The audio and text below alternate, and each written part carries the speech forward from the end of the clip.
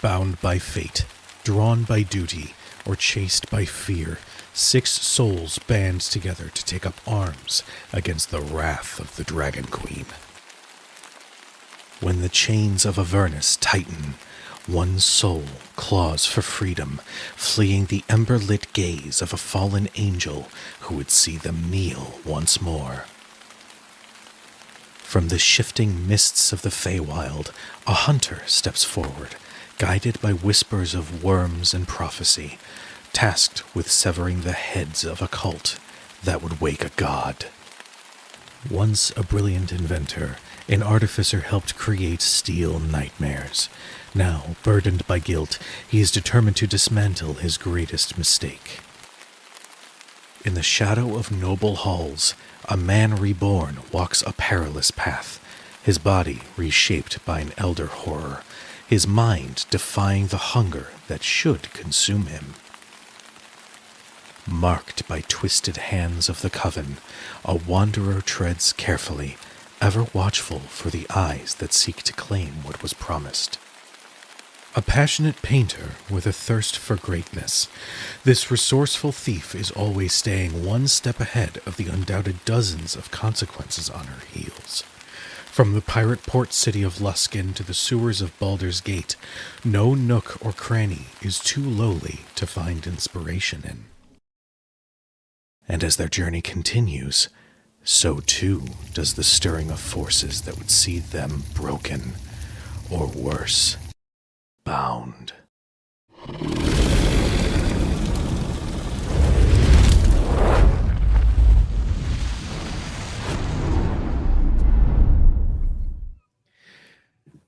Hello and good evening, everybody. And welcome to tonight's episode of Shadows over Baldur's Gate, our spiritual sequel D&D campaign to the award-winning video game Baldur's Gate 3. If you have not finished Baldur's Gate 3 and wish to do so, I encourage you to do so because we're touching on some spoilers and some post-game content throughout this campaign. If you have finished or simply are here for the vibes, welcome. Before we begin tonight's episode, first off, I haven't done it in a little bit. Shout out to Shepeku for these incredible scenes that we're using, and also their maps, which are incredible. They have like dozens of variations on like everything they post. So seriously, big shout out to Shepeku. Tonight's going to be fun. But before we get there, we have a wonderful cast that I would like to reintroduce to everybody. My beautiful cast, take it away. I'm Lauren Urban, she, her, and I'm playing Udazash, she, her, the Dragonborn Ranger / Rogue, who's remembered a lot. Hello, my name is Omega Jones, also known as Cripart across all social media channels. My pronouns are he and they. I'm playing Leopold Guthmere, our resident Illithid scion, who is like oil and water, not mixing with this place at all. Just wants to find his friends and GTFO. Howdy, I'm Meadow. I play Anaya. She is just an artist and nothing more, and is following the party around doing art things.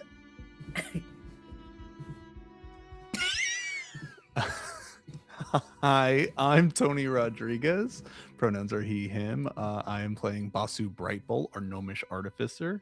His pronouns are also he, him, and this is his first time leaving the material realm, but he really just wants to find his weird friends and go home. Hello everyone, I'm PJ McGaw, pronouns he, him. I'm playing Marcus Hellhammer, no longer a fighter, now a paladin of himself. That sounds egotistical as hell. Really of Lathander, and which is so dope. And I am here to just you know, I just want to talk. I just want to talk. That's it. I just want to and we're gonna see what happens. And I can't wait. I just want to talk. Over to you, Cujo. I am Cujo. I'll be playing everyone else.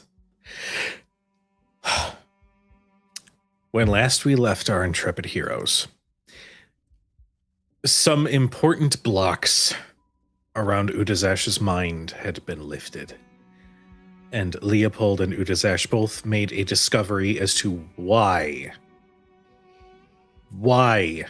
Tiamat was so interested in Udazash and why there is this control over her through the name Zusa. They discovered that Udazash, or Zusa, was supposed to be the blue Abishai and eventually the blue dragon head of Tiamat. In revealing this, the Queen of Air and Darkness, aka Mab herself, appeared before the group and pulled them into the Feywild. And our second chances were all shown the worst possible nightmare scenario as a means of torment, as a means of sussing out who was trustworthy and not, who knows. But some of our second chances were able to break free of this, and after a very clever game of truthful conversation with a little creature named Puck, they managed to free themselves from the ice maze and then eventually make their way to Mab's domain, a gigantic frozen tree. Two individuals were not amongst this group: Udazash and Anaya. Udazash, as Puck had stated, was being kept with Mab, and conversation was quite fierce between them. Anaya was kept separate from everyone, given her connections to a certain murderous deity. They thought it safe to keep Anaya away from everybody else. I would like to start with Udazash.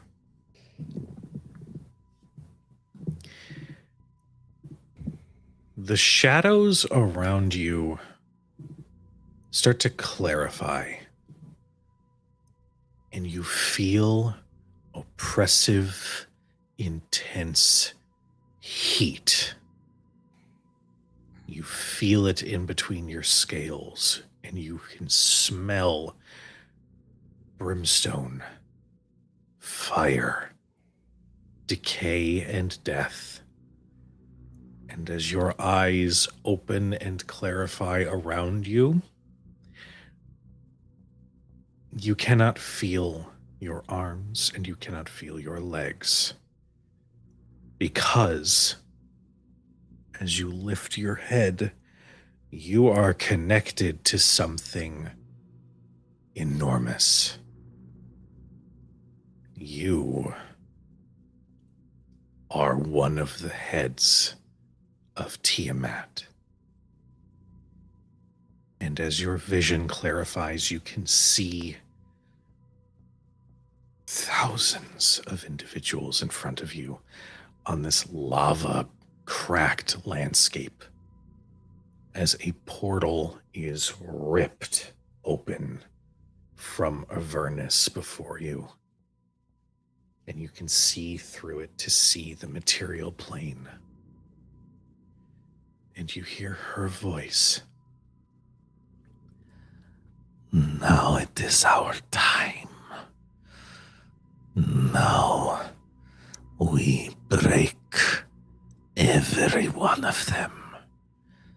We will make them bow. What do you do?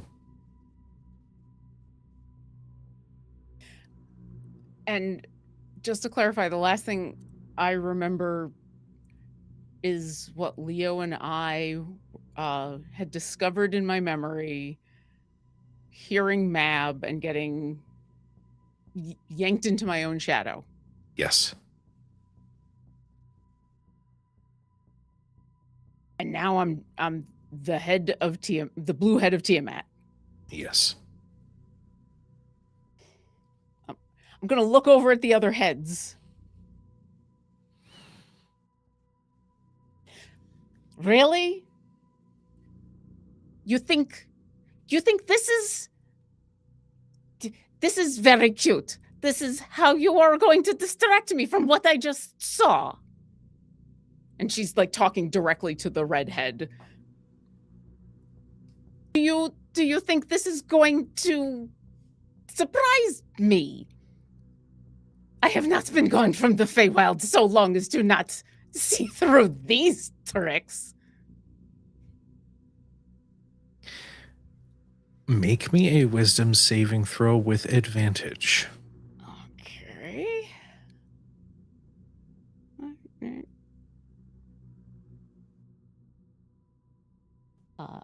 That is a dirty 20. With a dirty 20, you can see the other heads of Tiamat look at you, but there's frustration and confusion until you feel yourself immediately awaken inside Mab's palace. You recognize you are on a bed. You are in what looks like personal quarters. And there are 3 Winter Eladrin who are standing over you and recoil. She broke through that rather quickly. We should inform the queen that she is awakened. Yeah, go inform. Go inform her. Yes, go. 2 of them quickly leave the room, but there leaves one. The one who's remaining has snow white skin, cold blue eyes, and long white hair that comes down past their waist. You see that they've got a thin curved blade that is sheathed at their side, and they wear armor that looks like it's majority like dark leather, but with like platinum filigree lining. And they stand by the door and they just sort of cross their arms, just sort of eyeing you.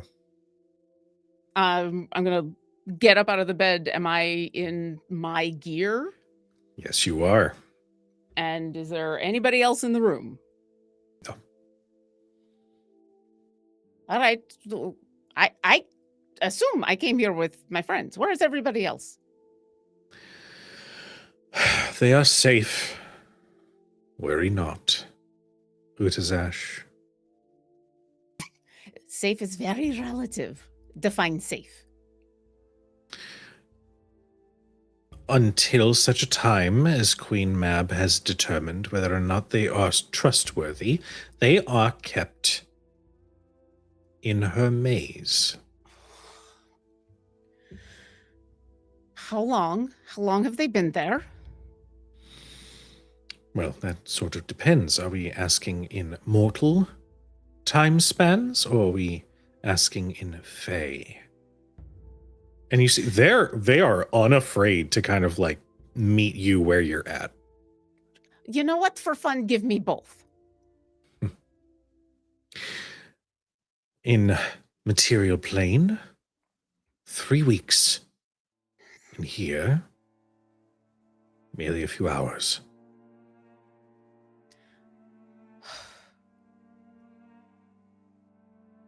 Well, that's long enough.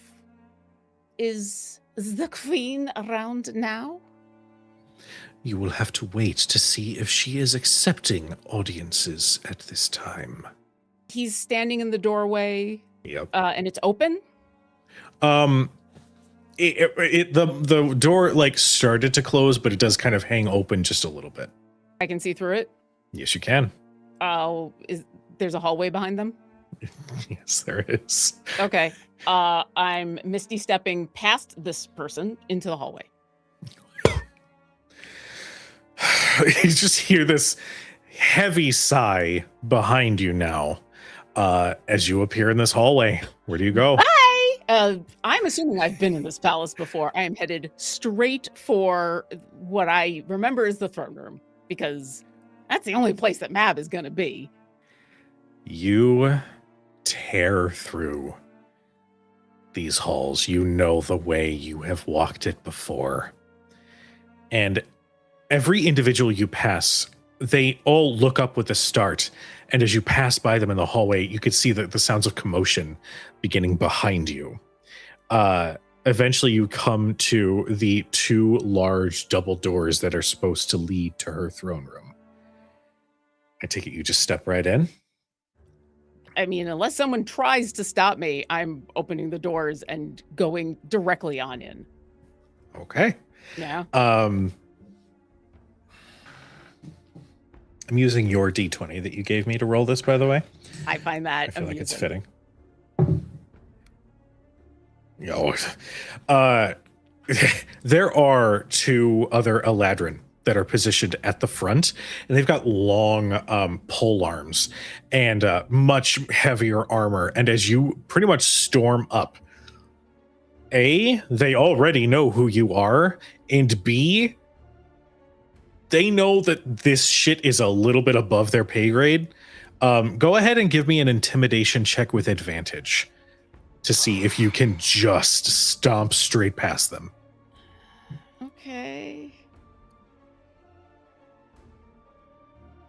Oh, Udazash really mad. That's a 22. She's normally not intimidating. She's normally like the entire way here. Yeah, she's moving quickly, but she can't help but still kind of like smile, because there's probably people here that either she knows or thinks she knows, or is still like, oh hi, she's banking onto walls and like climbing on ceilings to get past people. She doesn't actually want to hurt any of these people. She just wants to get to Mab very quickly. So as she's coming towards these two guards, a lot of her thought is how to get past them quickly.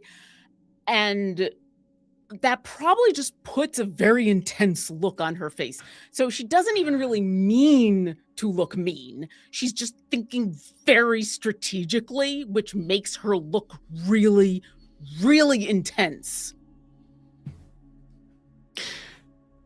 They eye you as you are stomping straight up, and there's like this little like flicker of movement, like there was a small synapse that said, wait, this was the thing I should be stepping in front of. Maybe I should go do that. But then the rest of their brain kicks in and they go, no.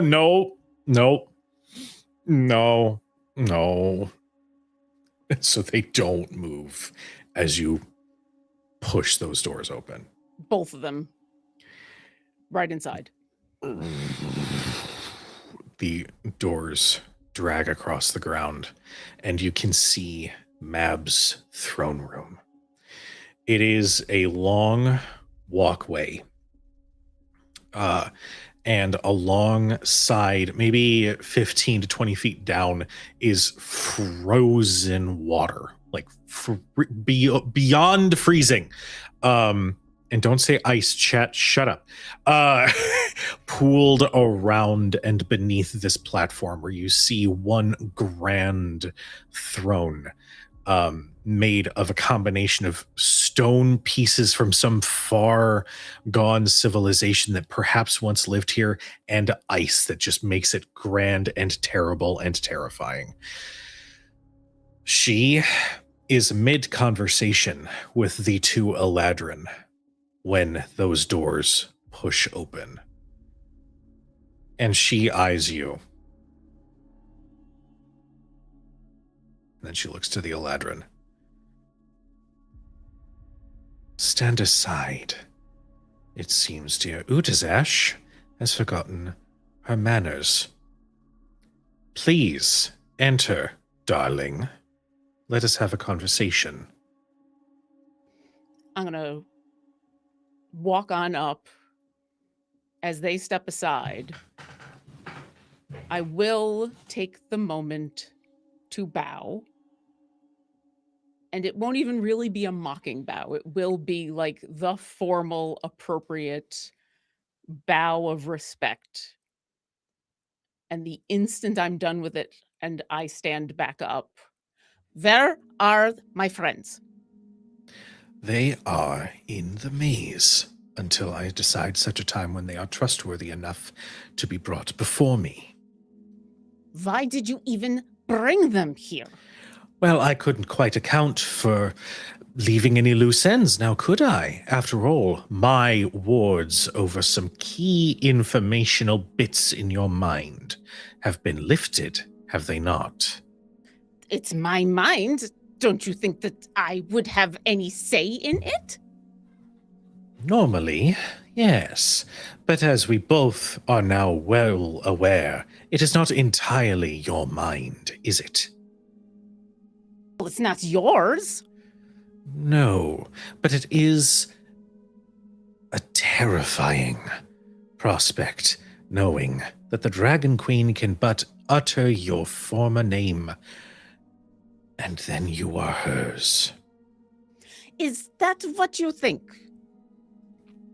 Is that... She waves her hand, and a sliver of silver leaves your temple, and then she waves her hand, and there is a cloud of silvery energy that shows you draw your bow and fire it at Leopold. That is what I know, darling. It has been established clear as day that despite however long you've been in my care, that you are hers. So, without knowing anything, that happened. The day before, she tried to do that, and it didn't work. Now I know what that was. Now I know what she was trying to do. At the time, I didn't even know what that was. I thought there was just some weird thing happening with those the Abishai things. She tried to do it then, and I fought her off. So no, not every single time. And that was when I didn't even know what was going on. How do you expect me to fight off everything that's going on without even knowing anything? You give me no information. That's the point, darling. If you're well aware of her ability, of her hold, then that means that you and your excitable nature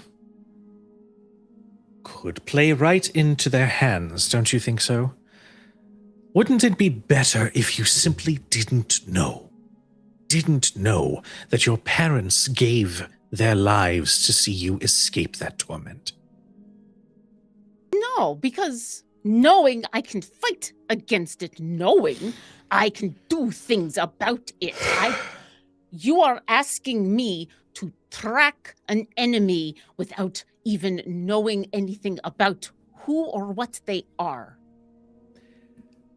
To be quite plain, Utazash, 'twas not I who gave you that little command, but my delightful sister, in her erring ways and her flighty nature, issued you a command to bring you her heart, did she not? I'm not talking about that. I'm talking about the fact that you are so worried. You are so concerned about me being... You are so concerned about the Queen of Dragons being able to just play with my mind when it seems like you are the one that has been doing that this whole time. I understand. You've been on the material plane for quite a long time now. And while I understand you must be feeling some emotion, I have done everything I can to protect you. And if this is the thanks I get after saving you all those centuries ago. Yes, all those centuries ago. And how many times over all of those centuries have you taken everything away, and have I needed to rebuild myself?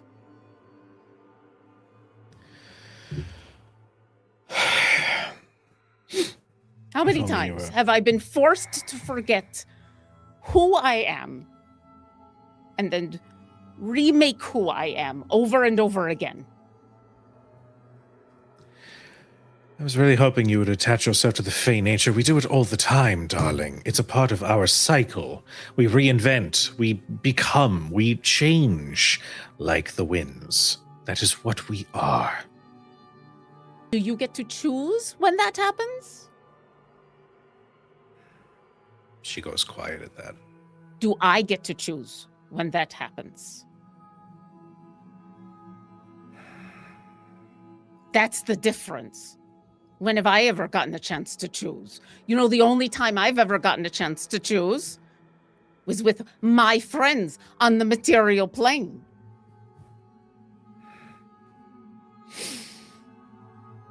How many times? What would you have me do, darling Utazash? How would you like me to wave my hand and fix this for you? Hmm?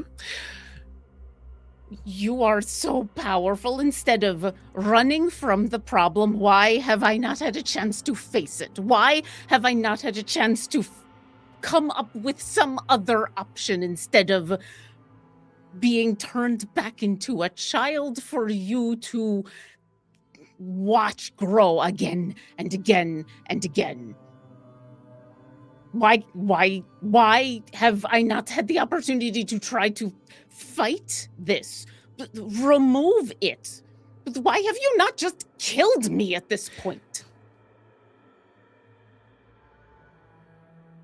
You ask why she hasn't killed you, and that standoffish, cold nature falters for just a moment.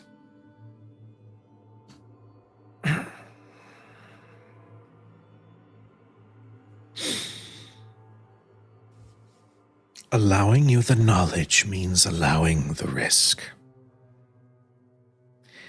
And I am empathetic to your frustration. I understand.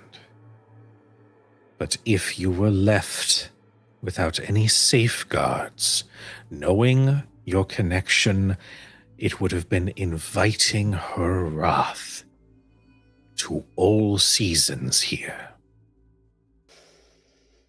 I made a decision.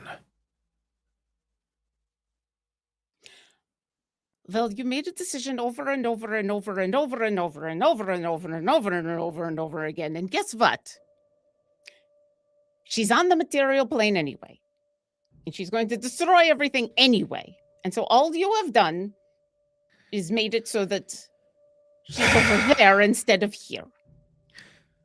Not entirely.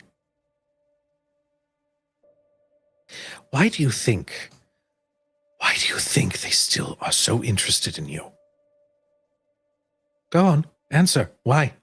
That was the question I was asking, and then you decided to take my friends and me and pull them here at a time in where we don't have a lot of time.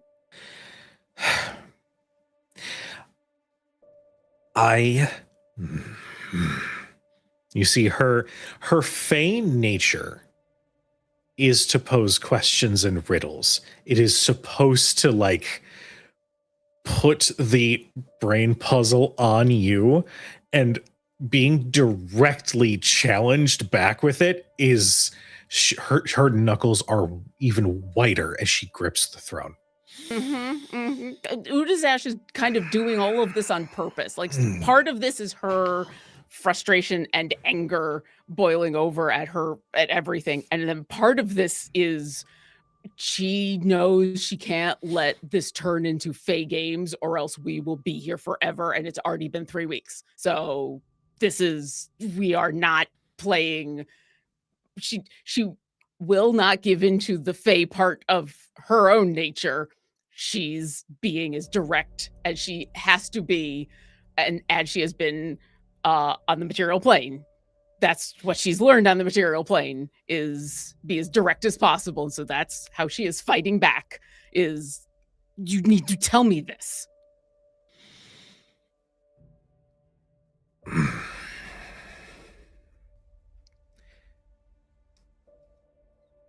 I shouldn't have left you there too long. You shouldn't have done a lot of things.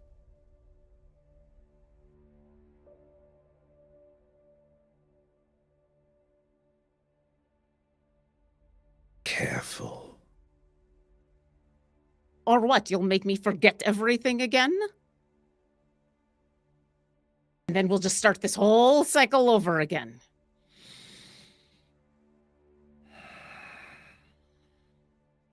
It is here that I would like to shift the focus. Right before I get smited. Come on. We are going to shift to Anaya. Anaya, you awaken. Unlike everybody else, there's a little bit of rest that you find in these few moments. And so the smell of bloodshed and chaos, it's almost like a blanket. As you awaken in pure wasteland. This looks to be where armies would once clash, and yet the thousands of soldiers that lie dead on the ground all encircle you.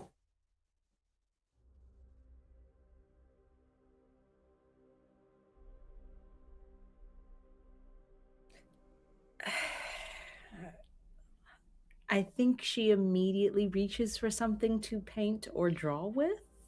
Is there something in hands? Yeah, okay, then she grabs some parchment and whatever color or utensil she can find and stands but begins painting very brusquely, very quickly, just trying to get the general structure of this circle, the layout, details of these soldiers' armor to see if that depicts time period and or sides that they were on, so that maybe she can do some research later. But immediately her instinct is to record, create, and interpret through art. So she begins doing that, shutting off any emotional response to the scene as she stands. This is not really confusing to her or new to her, so she doesn't pick up on the fact that she may not be where she usually is when she goes to sleep. But she is looking around and trying to get it right. You wander through, committing every sight you have, both to memory and also to the parchment. As you pass a familiar-looking tiefling, and then a familiar-looking hexblood, and then a small gnome, and then a blue dragonborn, and an illithid, all lying on the ground immediately next to you. I think her hand continues to move, even as her eyebrows start to kind of pull together in confusion. I do think she does the general wake up check. So she does the front of hands, back of hands, just very quickly, see if there's any blood on them or under the nails as she continues to sketch. But she does that every morning when she wakes up. So she's trying to see if she's actually awake or if there is an indication that she did this. Because she doesn't see anyone or hear anybody coming, so she's still safe to keep drawing at this point. As you check your hands, for blood. You, first off, absolutely. Absolutely. But you also discover that your hands are not your own anymore. As you hold your hands out, you see that your fingers have grown and elongated with like an extra joint. And at the end, there are long, sharp claws. Your flesh is not that of material plane. It is deep, purplish gray. As you recognize you have become that horrifying nightmare that Baal's Chosen had once become back during the time of the Absolute.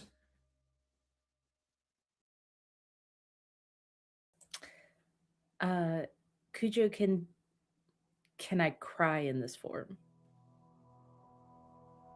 If I can't hold the paintbrush, I'm imagining, is it possible to cry? Make me a wisdom saving throw. Okay. That's a nat 20. Rolled it on D&D Beyond. It never does that for me.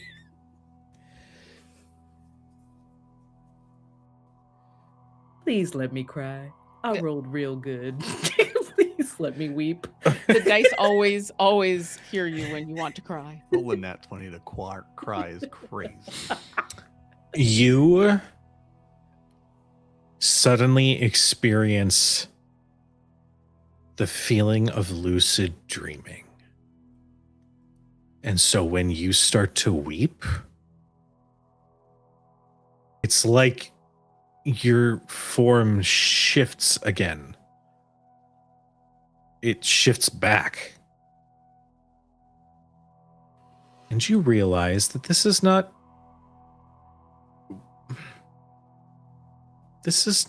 the typical nightmare.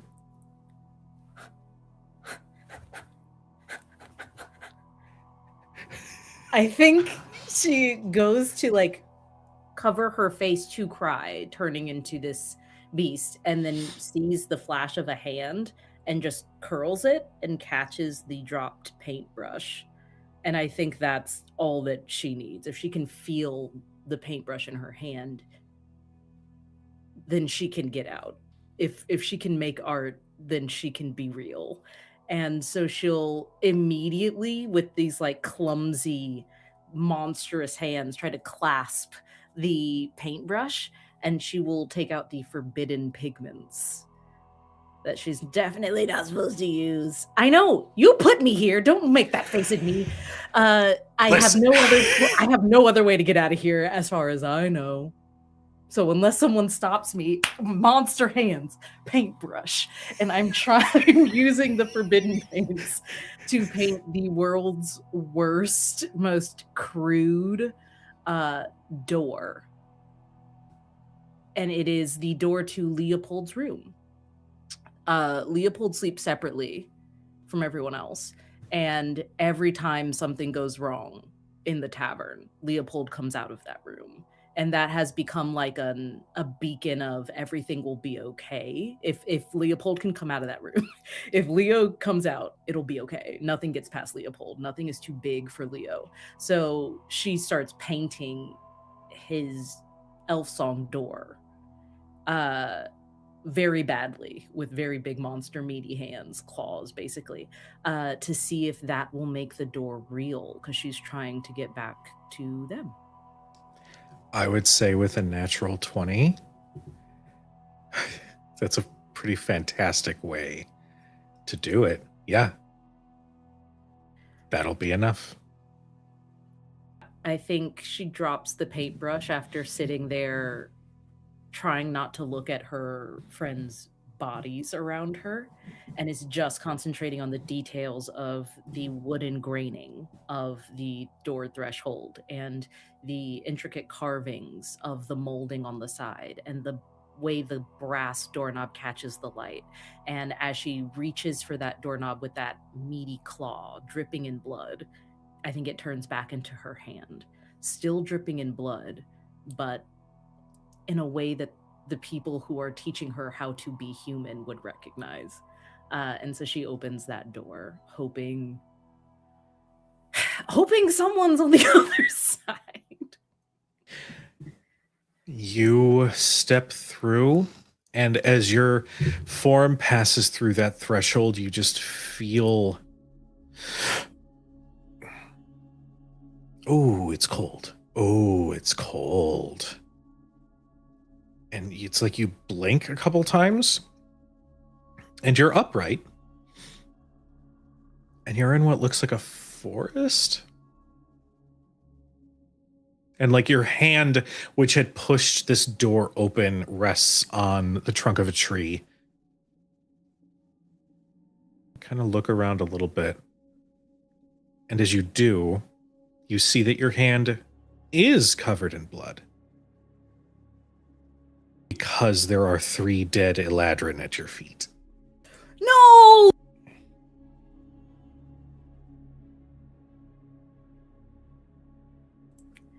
But I didn't do that, right? Can I do like an investigation check to Scooby-Doo this real quick, just to see if I did or didn't do this? Sure. Can Yeah. That's a 17. With... Oh, hold on. I have to look up a thing. You gotta look up if I did or didn't kill these people. What was their Look up name? Scooby-Doo rules, apparently. Oh, hold on. That's wild. God damn it. What was their name? Jesus. Are they? Shaggy's. Oh my Oh, god. My is it- brain. Is it the little shit? Yes. Oh, it fell. Scalarius, something. That boy. Oh, that guy? Yep. I killed the funky little butler? No. Oh, he might show No. up. Yeah. Oh no, please don't give me a funky little butler. You mean the weird dude with the hat, right? Yes, Yes. I can't. My Sorry.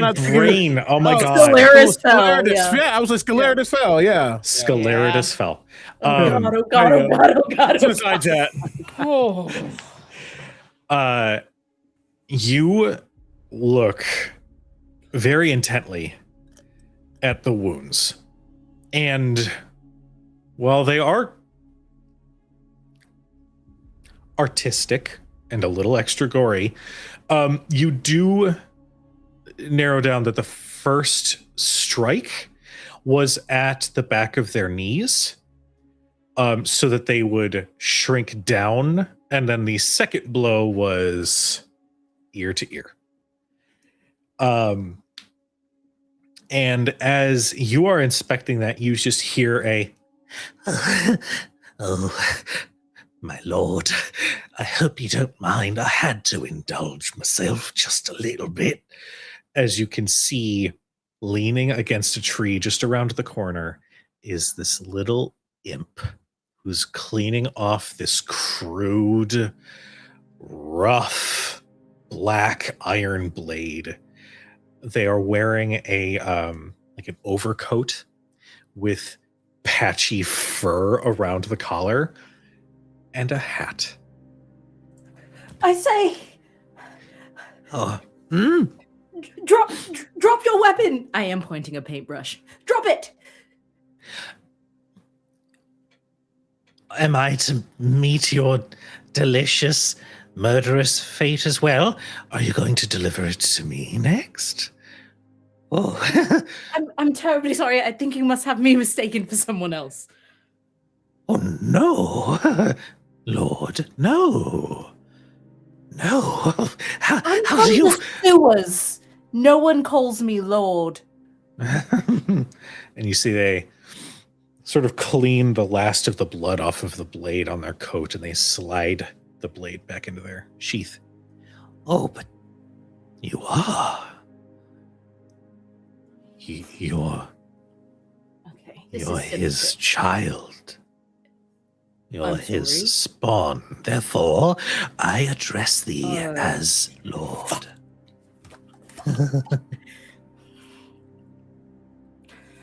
And it's very nice to meet you. And your name would be? Oh, I suppose, given past circumstances, perhaps the name has left you. Scleritus fell. And they give a very grand bow, their tail sort of whipping a little bit in excitement. Listen, scoliosis. I don't have the time to converse with you on this particular matter, and trust me, I won't tell a soul about these murders. We all do things in our sleep that we don't mean. But if you don't mind, Subway sandwich, I have to go find my friends. Oh, well, of course. But if I may be so bold, you don't have to keep it a secret. You can tell whoever you like. That's the beauty of it. Anyone should know. But I will respect your decision, Lord, and we speak under more calm circumstances. No, funny thing, I just remembered, I don't ever want to talk to you again. Oh, would you like to kill me? Because that's what I've been waiting for centuries. What? Are you following? What? Usually, when people approach me, it is for a debt or a portrait. Do you want either of those things from me? No, but if you offer them, I won't be so upset. What is your deal? Okay, I have to go. All My right. friends could be in danger. Don't ever follow me or find me or talk to me or think about me or try to get murdered by me or kill anyone else in my vicinity. Or have you ever considered just running in the opposite direction? No. Running. It's thrilling, and you are in my way, and I don't want to kill you. They step to the side. Yes, thank you so much. Scleritus fell. And if you want to know, your friends, the Illithid and the big burly one with the horns and the I grabbed mysterious him one by with the blade. collar and pulled him away. Where are they? They're heading to speak with the Queen of the Air in the darkness. I'm sure they're met with a delicious death. No. Wonderful. Give me that. And I want to reach in. Can I take his weapon? I Yeah, don't really have absolutely. One. Great. And then I'm going to throw him away. And I'm going to start running wherever I can. Amazing. It's at Jesus. It's at this point. Looking at our chat, there's just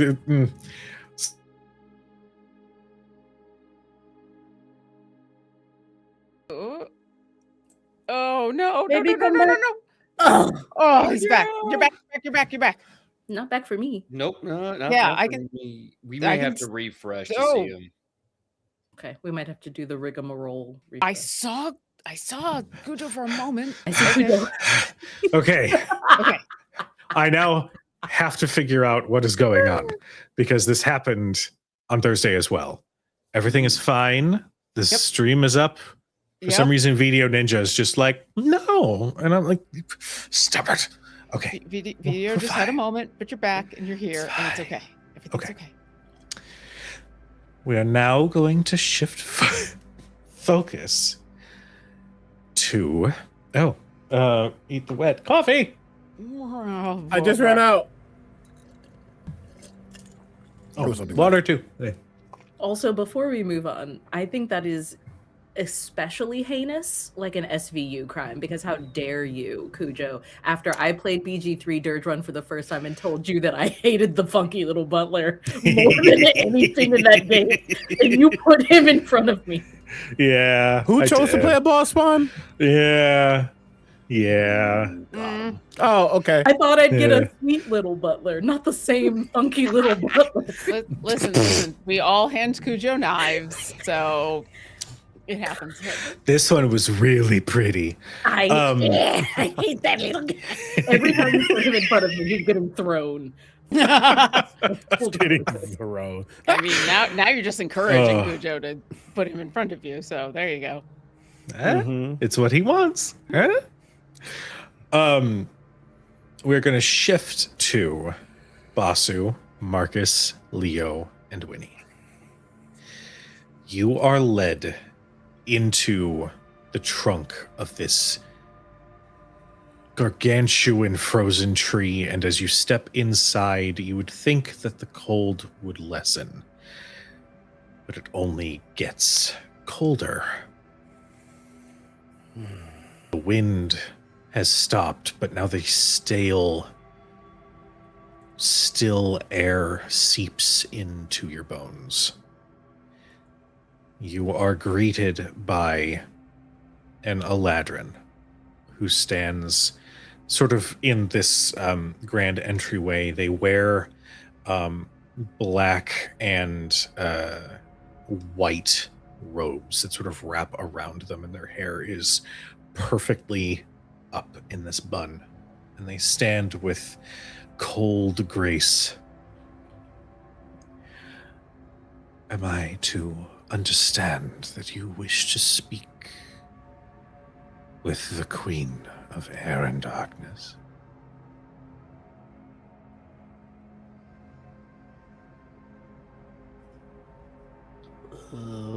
Yeah, I think that's why we're here. That's why we're here, right?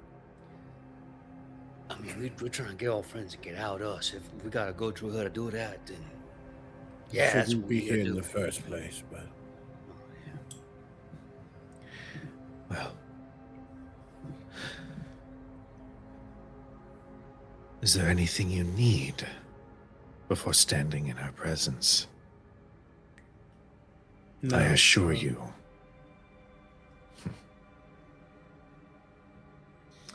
Very well. She will turn and start walking and then just look back. Follow.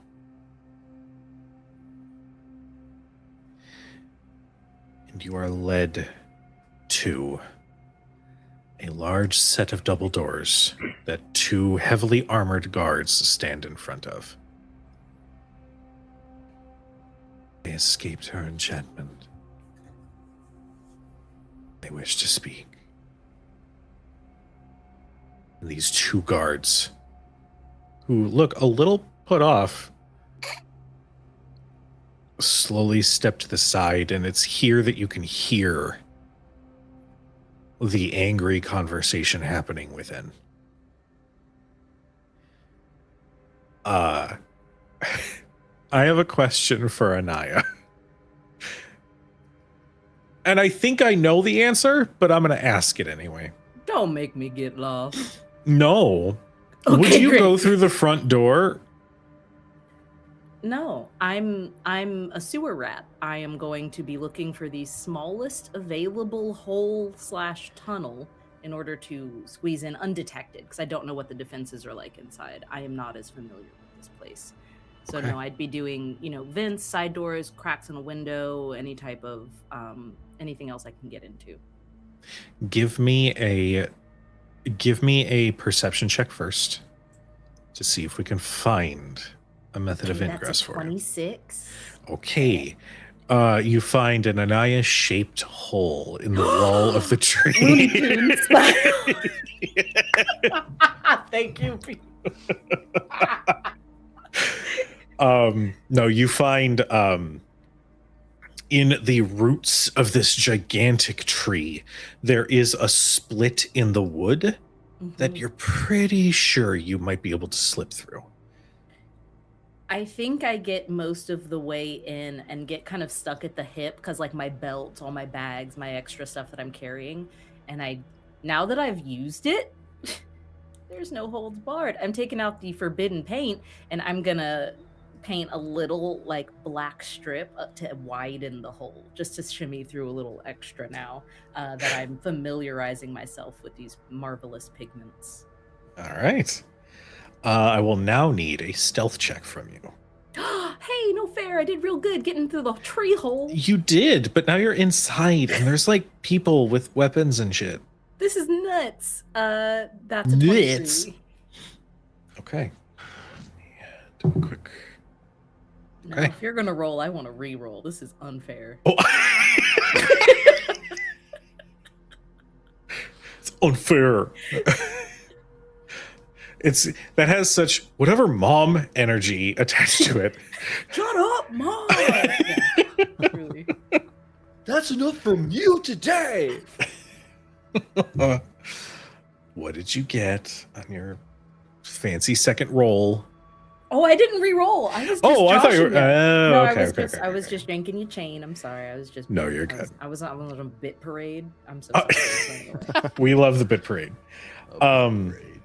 You navigate through this outer hallway until you hear the familiar sound of some of your friends. And it's Dash arguing, isn't it? you hear that echoing pretty much throughout. But I really like the idea that as everybody else is like starting to follow behind that one Eladrin, you just like fall like right behind Marcus, like not even making a sound. I love that so much. I think I would very gently tap on Marcus's shoulder just so that he knows I'm there. But I wouldn't be announcing my presence to anybody else in the front because I don't want to start drawing attention by like turning heads back towards me. So it's more of just a boop boop. So I hope Marcus is in the mental link and able to say something helpful.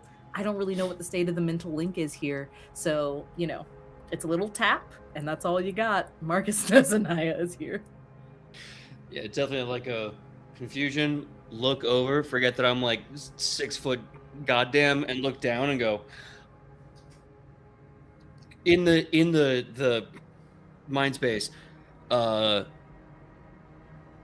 I think I found our artist extraordinaire. She's right with us.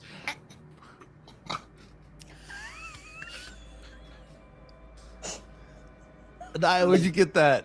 Where have you been? My dude that killed me. Oh, out of character. Oh God. I'm marking down. I have to make a GIF out of that. She came with props today, ladies and gentlemen. Yes. Anaya inside the chat in 74. So the question is Marcus saying this in a way to get us not to react because to be fair, Mm-hmm. To be fair. we all just To be went fair. through trauma and we couldn't find 2 of them. So I don't know how unlikely it is that Leo doesn't just turn completely around to ensure that it's them. So unless you're giving clues to say, don't say anything, I Yeah. think he's turning around. I mean, at the end of the day, you can do whatever you want to do, but I think it's like that sound clip of like, don't turn around, but he's right there. What? You know what I mean? Like, it's your choice to look, but Marcus is But like, that's what I'm asking. Like, is he giving that energy, or is he just Mhm. saying it? Okay, yeah, no, he's definitely trying to be like, hey, no, like, don't worry, don't be calm. heard. She just joined us. Gotcha. And then I guess my question is, do I hear that? Wait, no, I don't. I'm still not in the mental link. Never mind. You No, Well, I was no, not yeah, put 'cause in. The non-detection yeah. is technically not down yet. That's true. That's true. Or even if it was down, you hadn't put me in the mental link yet. And put so you in link yet. Yeah. never mind. As soon as I said it, as soon as it came out of my mouth, I'm like, nope. Never mind. Yep. Okay. I have a passive insight of 17, so I think I can read that and not stress. But you know that he's jumpy in this area. If, So just, if anyone does look back, Anaya looks relatively unharmed, blood on her hands with a stolen weapon. What do I what am I holding? pause. Relatively unharmed with Yeah. blood on your hands. Yeah. Oxymoron. Right. I'm unharmed. I just have blood on my hands. It's not hers. Yeah, this tracks. I don't know why this is confusing. All right, soldier, calm down. Yeah. I mean, it is Anaya. Let's remember You should see that. the other guy. They're dead. Team could be Dog pain- Tags over here going could through be wars pain- and stuff. Know Stop. Listen, I have been stabbed by her twice. This totally makes I'm sense. so sorry about that. We have to put someone else on watching me duty at night. We really do. I volunteer as tribute because the minute you start getting stabbed, I'll just put you in a bear hug and I'll just be like, just shaking you like a baby, like Air jail. Air jail. Yeah. Oh. Hey! Your timing is perfect. Save us from this chaos. What happened? Help us. What No one do you knows what to say to want? Mab. Help. we are literally about to step into Mab's place, and Naya just joined us. You're about to, Okay. yeah, you're about to arrive just as Mab is about to kill me. It's great. No, Oh, geez. no. I'm stressed. I'm stressed. Okay. Is there anything I need to know immediately? Not particularly, other than Anaya may or may not have blood on their hands. I mean, she It does. could be Yeah. paint, but it is blood. I will let you know that. Heard. I will say, I was going to say, in the mental link before Anaya has joined here, that when he was like, "Is there anything you need?" Leo's like, "Remember what Wendy said? Don't answer any questions. Don't give them any information." It felt like a trap. So we're definitely in their territory. Okay. Yeah. So, recap of what when he said, do not give them your name. If someone says, "May I have your name?" you say, "You may call me." Because that is not giving your name. It is telling them what they can call you. That's the big thing. Also, don't accept gifts or food or drink. Mhm. You all step through the doors. As Udazash, would you mind repeating the last thing that you had said? The one that made Mab go, "Careful." Oh, I said so many things though that would have made her say that. What was the one thing that I said? You made a lot of bad decisions. Oh yes, that yeah. You made a lot of bad decisions. And then the doors open, and I'm gonna turn and see my friends. Mhm. And then for the first time since waking up, big giant smile. Well, thank you at least for that. That is the first good decision that has happened. And then I'll turn to look at all of you. Are you? I'm not going to ask if you're okay because I know the answer to that is no. Come here. And she's just gonna run to you and like start hugging each of you like separately. Whoever she hits first is who she hugs, but she will hug each and every one of you. Mm-hmm. As you hug, there is a crack in the ground of this elevated platform over that frozen lake.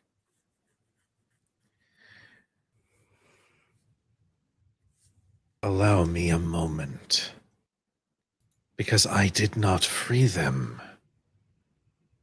And so first, as pressing as your concerns are, I have a minor bit of business to attend to. Puck. And you just hear this crackling almost as if he's being pulled from the ice that represents the stone you walk upon, the form of Puck for Anaya. This half Pinocchio, half humanoid nightmare creature looking thing gets ripped out of the stone and is hovering immediately in front of her. Oh, sorry. They were really great at playing a game. Go ahead, Uzash. Do I know who Puck is?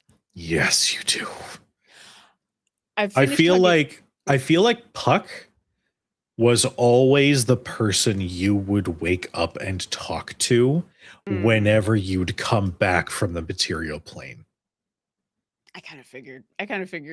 I also kind of figured she likes him. The two of them get along. Uzash finishes hugging everybody, turns. Puck, hi! It's good to see you. Hi. What's going on? Well, I may have let your friends go because they beat me at a game. Then you didn't let them go. They beat you at a game, fair and square, right? Surprisingly, yes. That Marcus is really smart. And as he says that, you just see his mouth immediately close. That is enough words out of you, Robin. Now. And she rotates her hand and his floating form slowly turns to face her. You were given explicitly clear instructions that they were not to leave the maze. And yet here they stand before me. You allowed an illithid out of the maze and now stands before me. That's my friend you're talking about.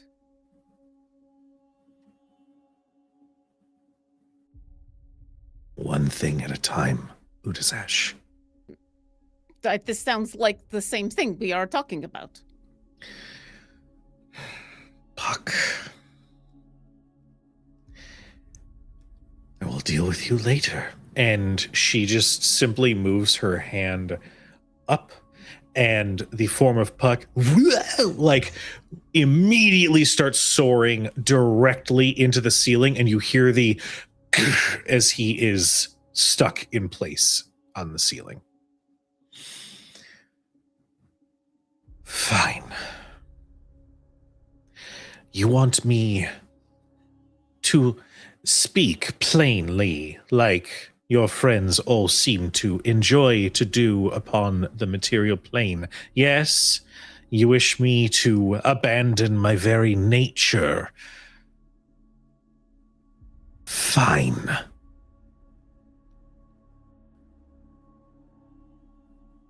She is not entirely on the material plane. It seems she found a means to circumvent the ritual that holds her in Avernus. But only just so. She is incomplete, and yet still has tried to stake her claim, believing herself strong enough to do so. But now that she is partially upon your favored plane, if she finds you, then your birthright can be complete. You would still become her fifth head if you face her directly, if you are not careful. That is why I would twist my sister's head from her shoulders if I could, for impregnating the idea in your mind to hunt the Dragon Queen herself down, because it would bring ruin. If you are not careful, you will be hers. Well, then I should be careful, shouldn't I? I should learn what I can. Like a good hunter does. I should be prepared with people who I trust. like I have been. Powerful, smart people who are able to get out of any situation. You know, like mazes and cages. And she indicates her friends around her. And I should be prepared with all the information that I need in order to fight back and not be told to sit and be a child again. And your sister did not put the idea in my head. I was already tracking the Queen of Dragons before I even went to her. I would have gone after her no matter what. I would have been on this path, regardless of who I would have brought the heart to. The only difference is, and she looks down at her arm where the bracelet is that she got from Titania and takes it off. The only difference is I wouldn't have this. That is all. But now I have the opportunity to stop this. To actually stop this. You have just been delaying it.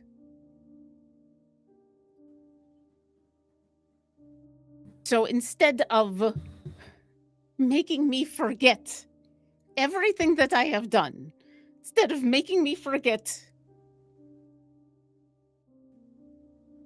friends again. And she reaches behind her and pulls out a piece of paper she's been hiding away and unfolds it. And then looks down at her arm. The few friends that I've ever been able to remember, out of all the people that I have forgotten, instead of hiding me away, give me the opportunity to fight back. Trust me to fight back.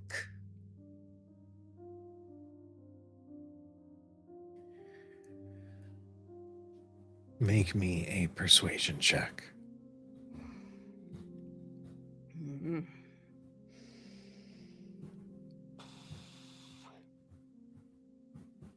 Can I offer the help action somehow? How do you offer the help?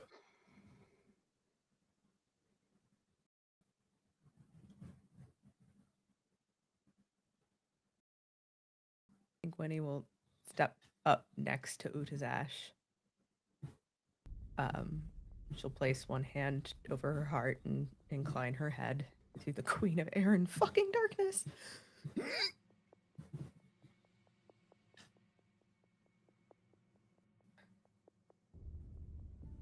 Your Majesty, I think you know as well as anyone that if Utazash and the rest of us are not given the opportunity to stop her, she won't stop.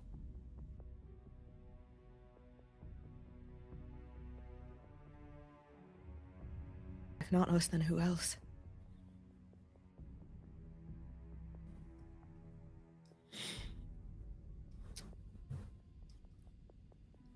Go ahead and take the help action. Utazash, she will roll with advantage.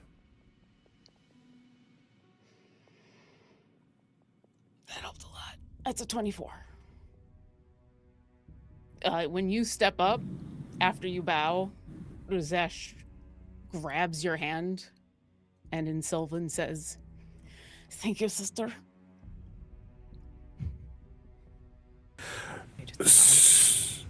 So the funny thing about time is that it is a finite thing that you really can't shift, not unless it gives you permission to.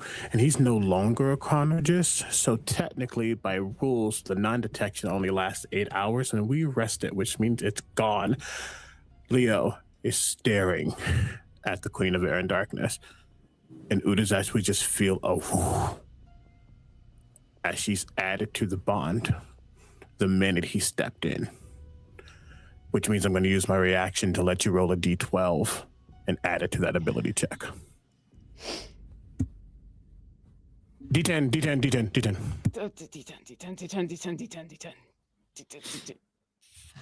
D10. That's an 8. So, that's a 32. In your mind, for the first time in a little while, you all hear, "I am so happy you are all okay. I was so worried when I heard you were in the cage, the maze."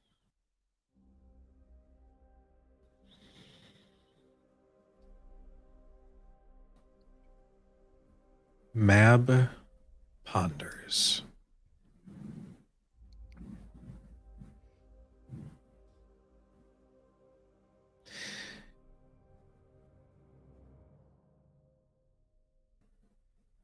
Fine.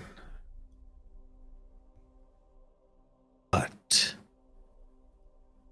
as with any deal, there are conditions. My conditions are you let all of my friends get back to the material plane safely, and we get back the minute after you've taken them. Every moment they are gone is a moment the Queen of Dragons gets on top of things. Those weeks are weeks that we cannot afford to be gone.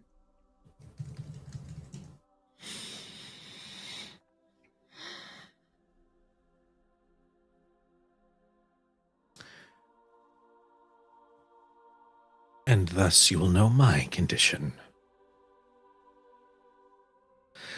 You and yours will be returned to the moment you were taken. In your little tavern on your beloved material plane. After you do one favor for me. And to sweeten the deal, my dear Udazash, since apparently I have made so many mistakes, allow me to remedy them. Once you return, you will not come back here to this realm ever again.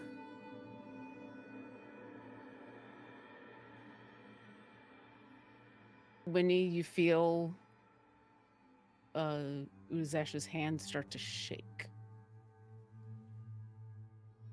And there's a very long pause. And I'm going to roll something real quick, because for the first time in a very long time, Udazash is going to try not to let something show on her face. And it's going to fail miserably. She looks devastated.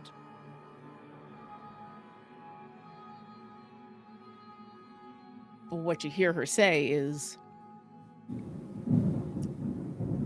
"I don't agree to anything until I know what the favor is that you want us to do first."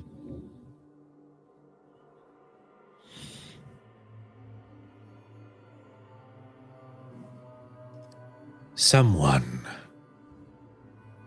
is cavorting with individuals on her side, offering them resources and information about our beloved Feywild.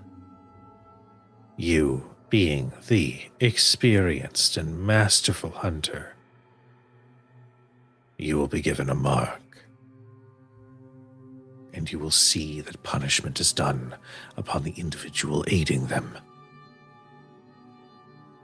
And upon the completion of their murder, will you return?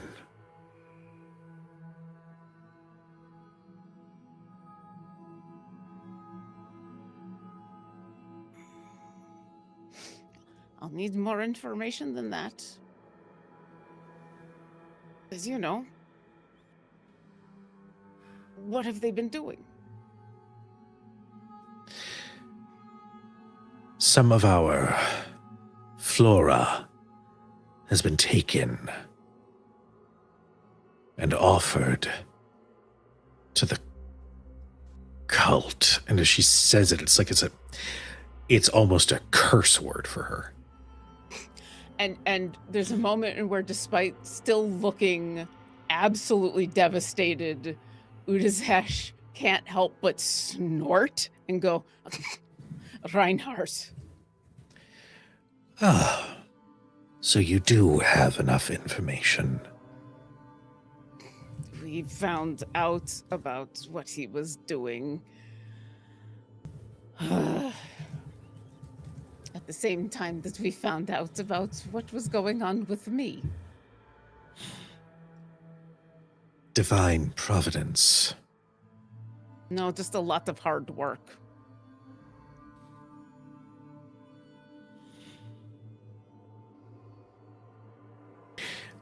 Find him.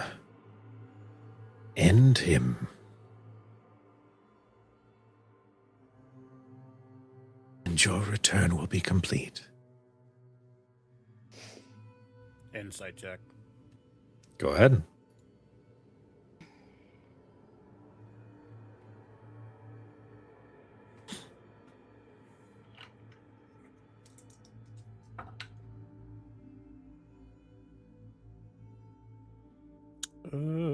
I will add my own D10 with the reaction. I don't trust her. And it's funny, I was telling some other players that you should just be able to trust people. I don't trust her. I just refuse. That is a 24. With a 24, as brutal as she is being, I just burped. Shut up. It's a brutal burp. She burped. It's weird. Wait, nope.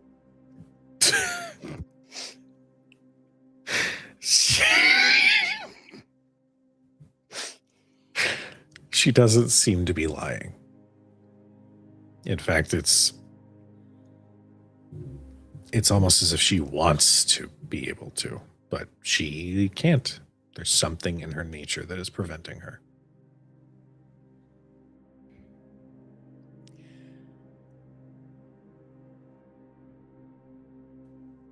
I have some more questions about what is going on with me and this hold the Dragon Queen has on me that I need answered before we go after Reinhardt. And those must be answered first. Agreed? This sounds like another deal, but This is I'm not enough. feeling gracious. Ask your questions. In the mental link, you're going to hear Udazash almost in monotone say, I'm going to ask my questions, but if there's anything else that you think of, let me know. And then out loud, she's going to say, so why was I never just killed?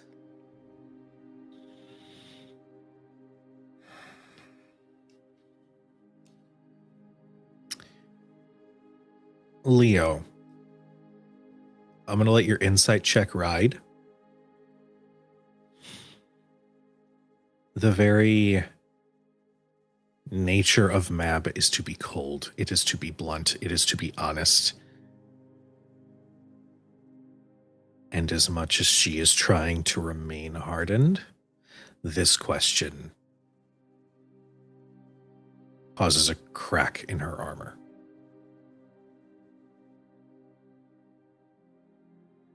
Because you were like so many. You were small. You were helpless.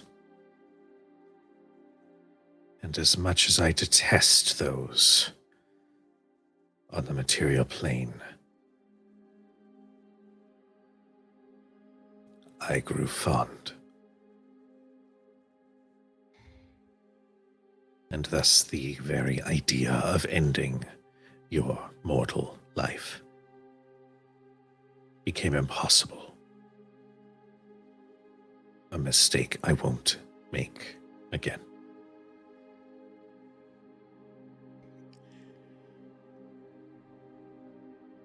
And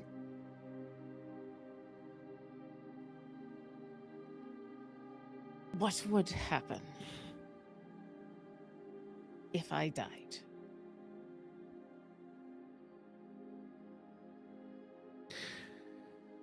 A new Dragonborn would be chosen.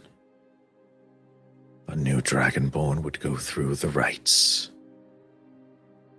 and her essence would be infused into them,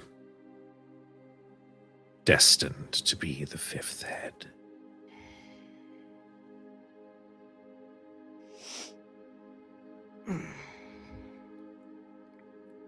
Is there any way to actually remove this gift, or will it just cause the same issue and she'll pick some other Dragonborn? I believe you just answered your own question. If you wish her influence removed, I'm sure there are rituals, divine works that you can look to. I wish beyond creation, beyond my domain itself, that I had the power.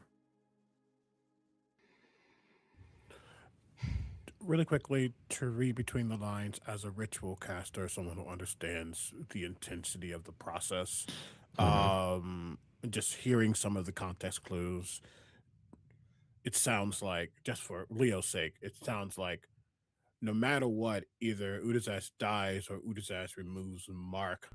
No one can have it because Udazash is still here. The minute she goes or it's removed, it goes somewhere else regardless. So the cycle's going to continue.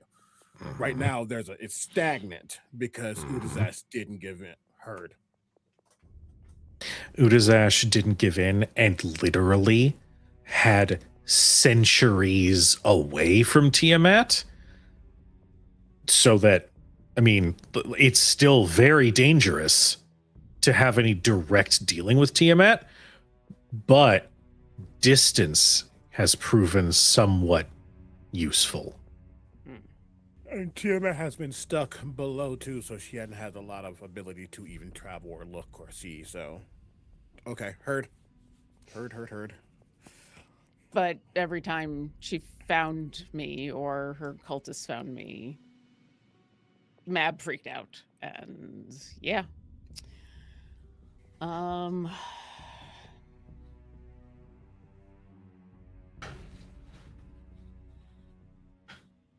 In all of this time, and all of these years, centuries, and all of this time, you never found any way to fight back against it or block it without just wiping every bit of my memory?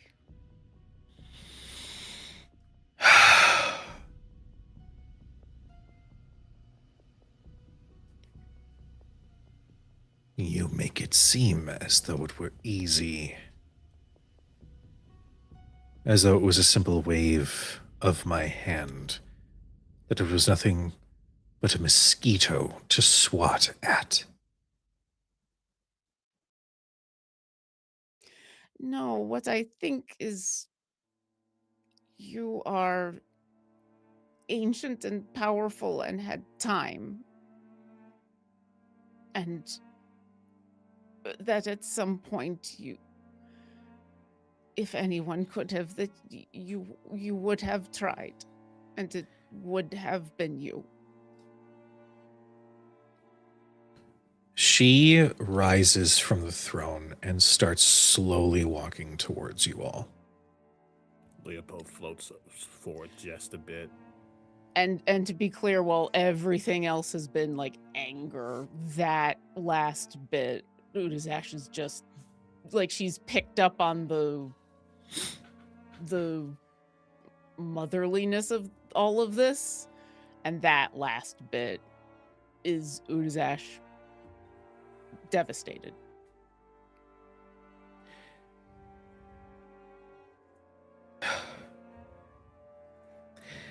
If I had sent for any link, any information into the hells with the intent of finding a way to remove this mark from you, I would be opening the door to ruin.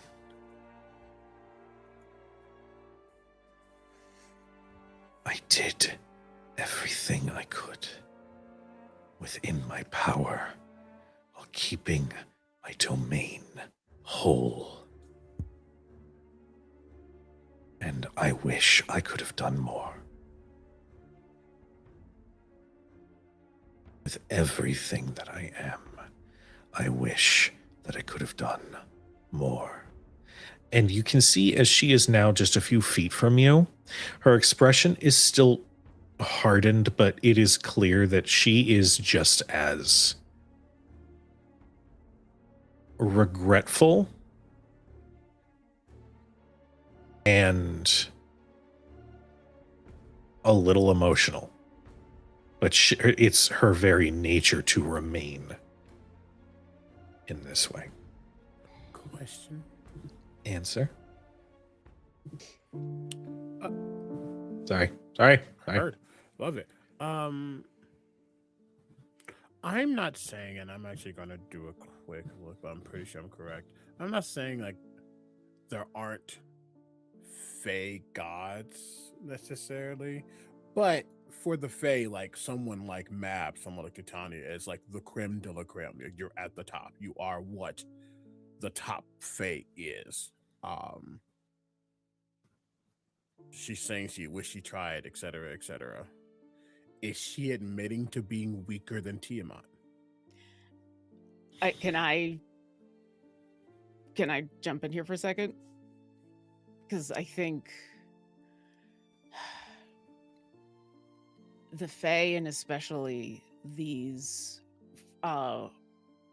powerful Fae, these Archfae, they are they're bound by what they are. They're personifications of things. And so Mab is essentially, it's not that she's weak, it is she's a personification of, like Laura at one point said, winter.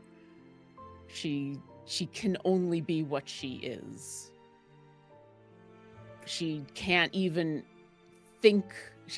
conceive of the idea of some of the things that Udazash is even suggesting.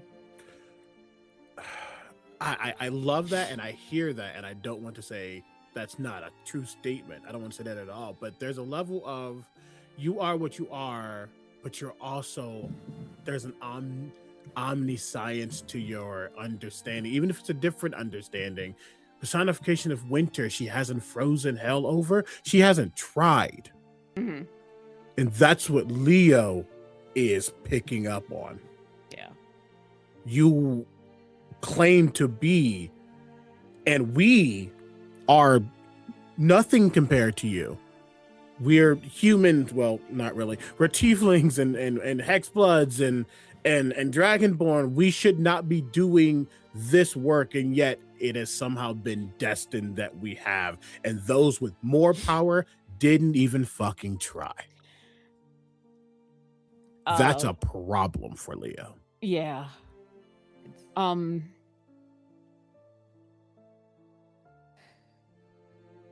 Is Leo going to do anything? Because No. okay.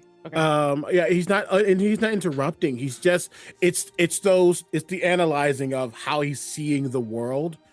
And it's like, you know how BG3 has like, you know, a favor system, like you the like, he's all the way over here. He is all the way over here. It's like that's the final straw. You didn't even try. We're willing to die a try. You didn't try. And if you did, you should tell her. But you haven't, which means you didn't try. Yeah. Udazash is openly crying and looks at Mab and says,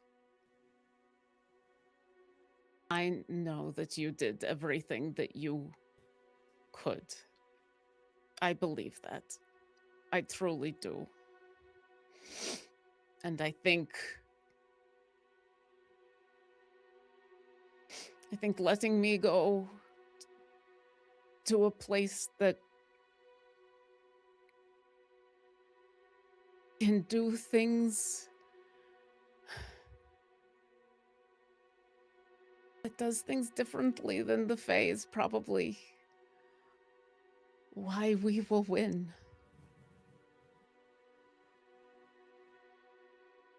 And so I accept your terms.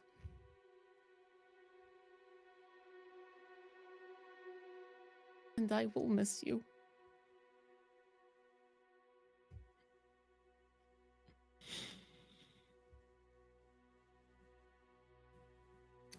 There is a shift in her expression.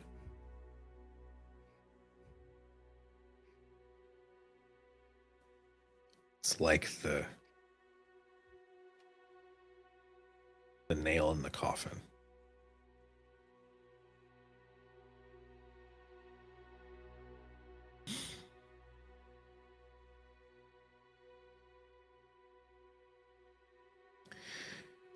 I wish you and yours well.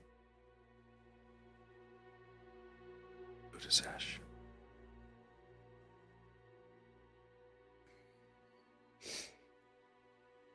I wish you well as well, my queen. And she bows and turns and walks out slowly.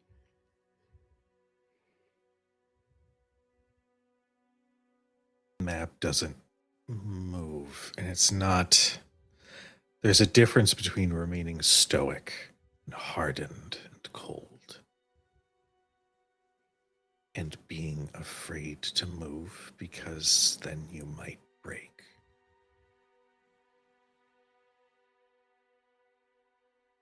She looks to the rest of you.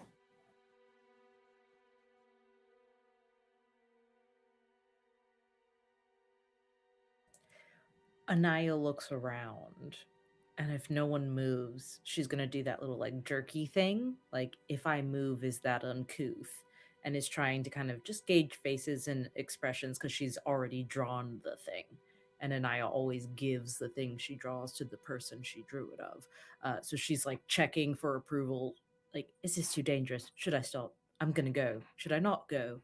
And if no one physically stops her or makes a face that looks, like, then she's just going to take a few steps forward. Is anyone making that face? Feel at the very least a pressure building in front of you to hold you back.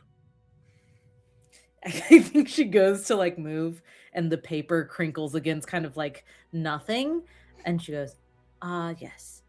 All right, I'll hold on to it. And she is scanning because she's not in the link, so she's trying to figure out who's doing that, but her eyes go to Leo and Winnie first, knowing their skill set better.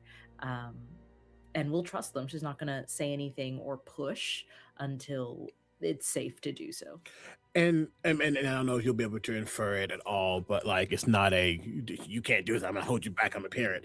But we've joked about it, but to say it out loud, Leo is to logic, Illithids are to logic, where Fae are to emotion, and you are witnessing emotion in front of you.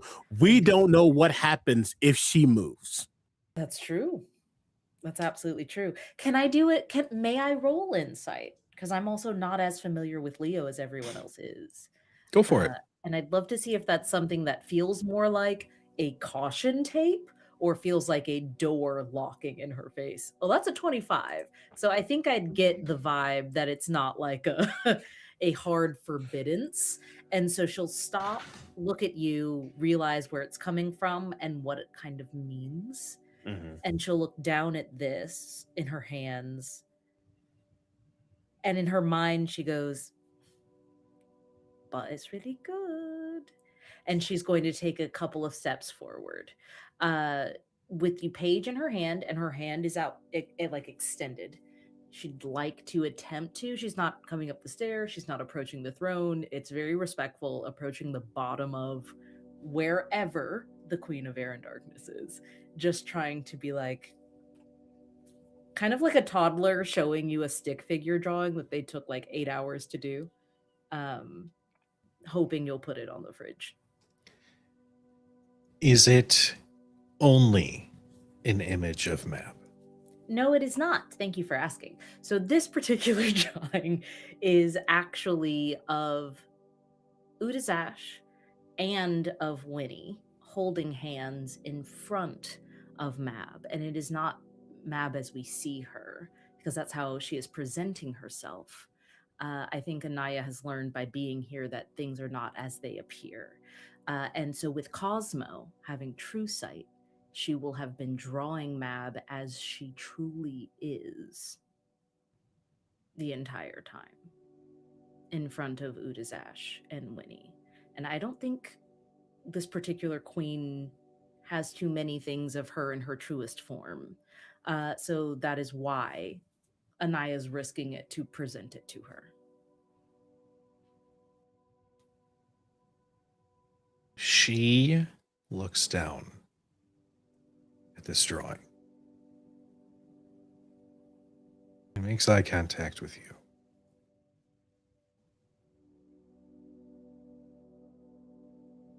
Her expression shifts again, but it's not in anger or frustration. It is grief. As she holds her hand out.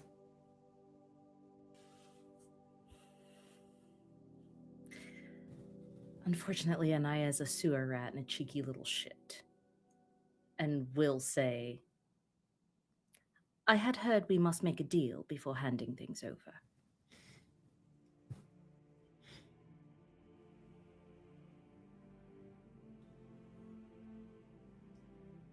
They taught you well. They are good teachers. My only stipulation, Your Majesty, is this. I would like an answer to a question that only you can answer.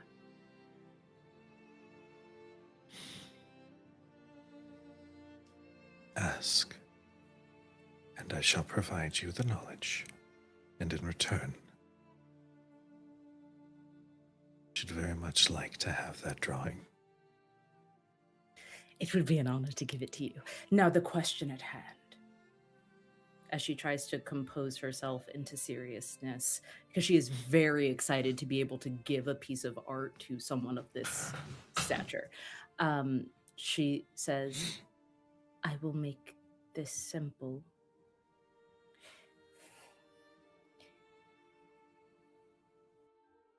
Why was I not fit to be tortured in the way that my friends were? Why was I put aside?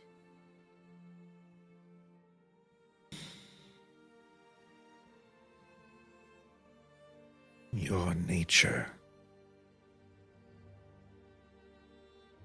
The deep urge within. That is what separated you from the others. No. Ha, see, because I did thinking when I was there, and it's actually your doing. So you did that. not what's inside of me. Because yes, my nature is quite morbid, I will give you that. But my nurture, I've decided, is something altogether different. And championed mostly by the people in this room.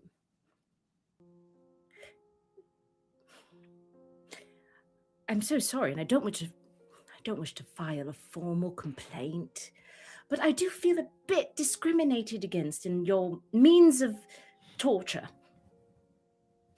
Next time, if I am pulled back, I would like to be set in the maze of trauma the exact same way as the rest of them.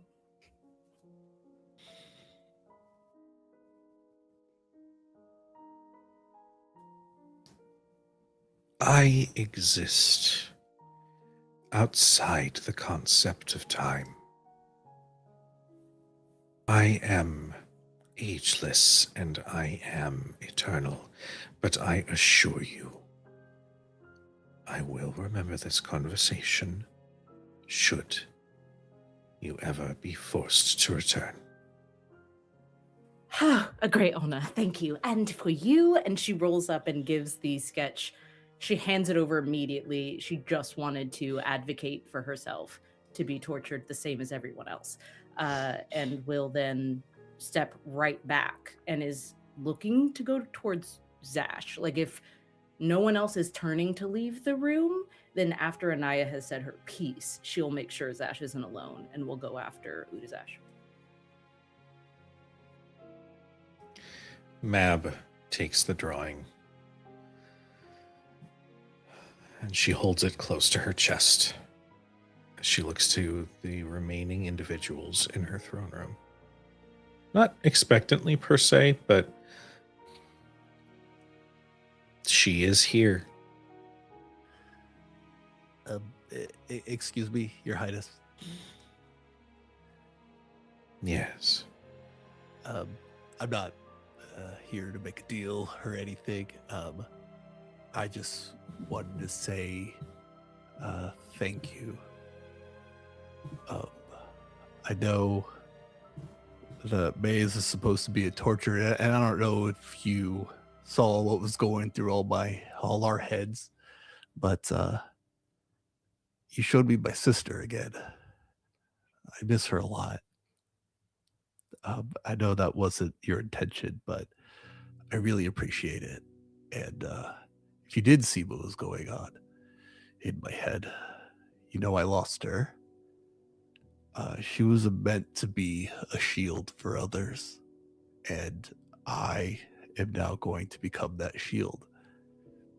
Fate has given me 5 more brothers and sisters, and I promise that nothing will happen to them as long as I breathe. So, not a deal, but one kindness to another. Thanks for showing me my sister, and I will protect yours. As you turn to step away, you hear her say, "You promise." Yes, I promise.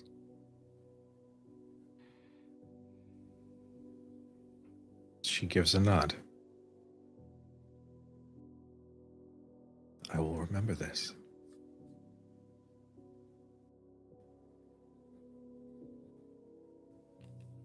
Just walks down the stairs.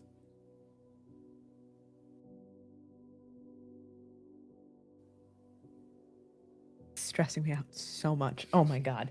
I'm sweaty. See, you can't do anything wrong if you're just quiet. Better silent than sorry. That's my motto, baby. Oh. The smallest box is the biggest coffin. Let's go.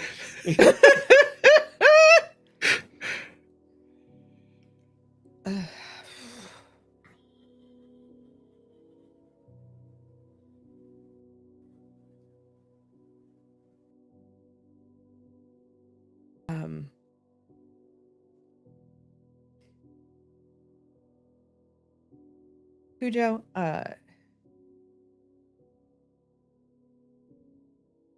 Mab mentioned specifically that she knows of what Tiamat's prison is.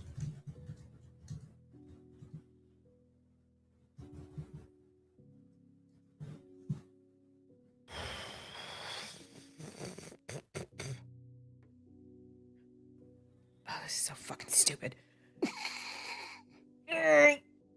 When he's gonna step forward and nod deeply, respectfully. Majesty.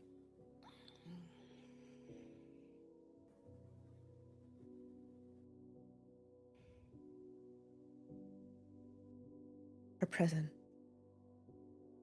The tyrant's prison.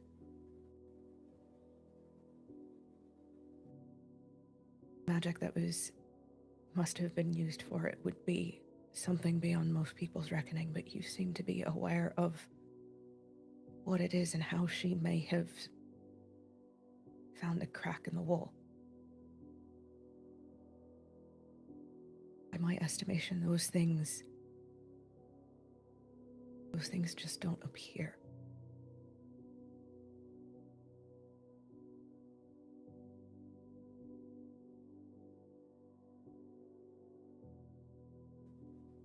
This has been in the making for some time.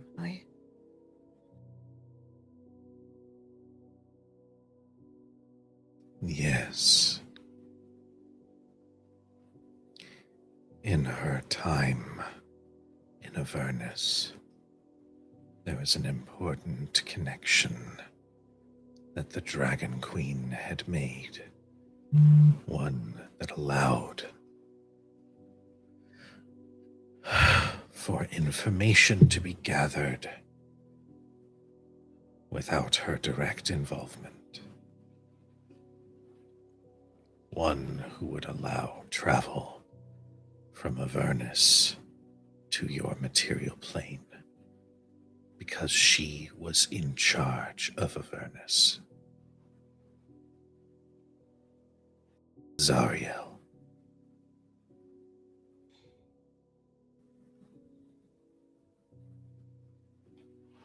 I meant it. You know, she's going to want more than the material plane. She will want everything that she can sink her paws into.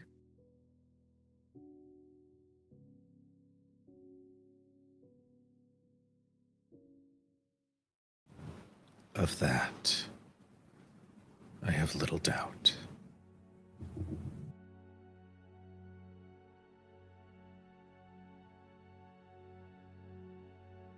We will do what we can. But at some point, I fear that even the magic of air and darkness may need to contend with the power of the tyrant.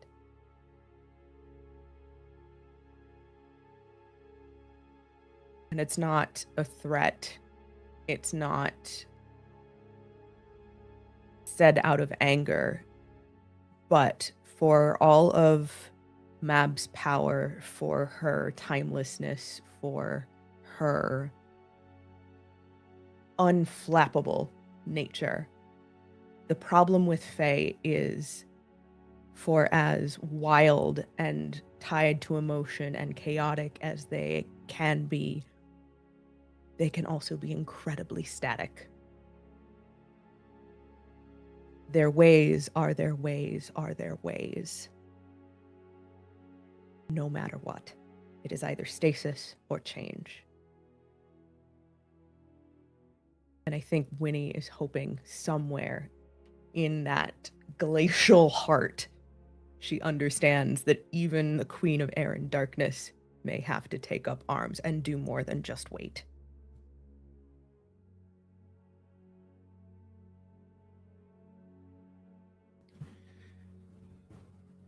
I'm going to say these next words, and I wish for you to understand they are not meant to be cutting. It is my nature to be abrupt. It is my nature to be honest.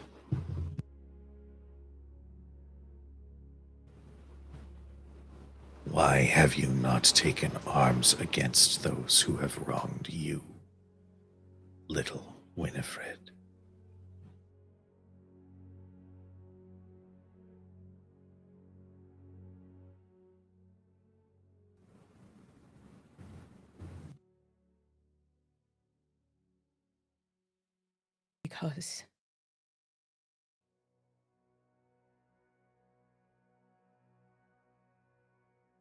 Because I have been a coward.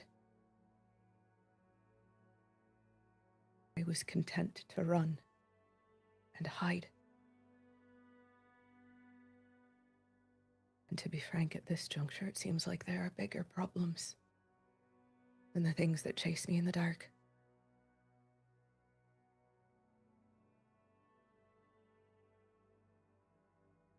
But they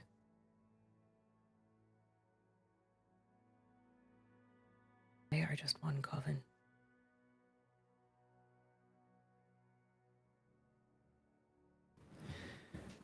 Then you should be aware that the longer you remain, the more likely it is that this one coven may come looking for you.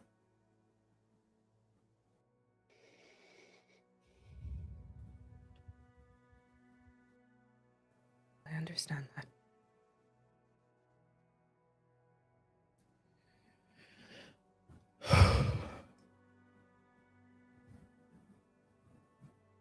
Be her sister.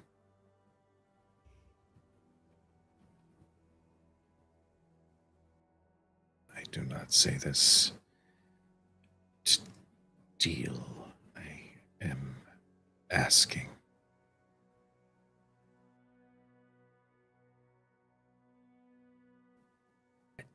Cujo, I'm sorry. I think I lost part of your sentence, or I dissociated. You are perfectly fine. Doing a deep, quiet voice while it's raining like hell, surprisingly difficult. I am not stating this with the intent of striking a deal. I am merely requesting to be a sister to Utazash.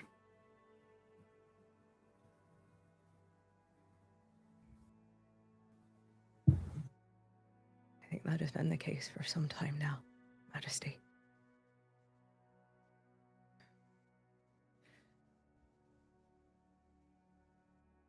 I've been on the material plane for some time now, but in spite of that, in spite of everything, this place will always be my home. Though I may never see it again.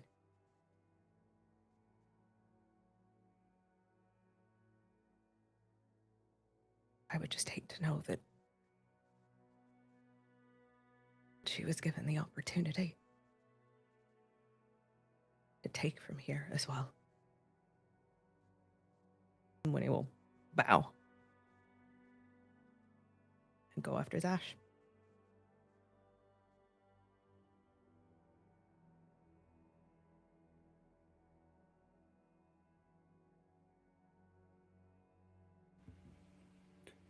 Not for any other reason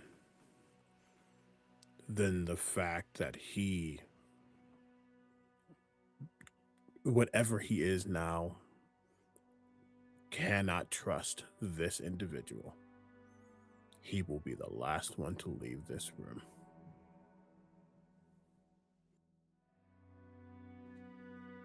He has not stopped focusing on her, just in case someone tries something.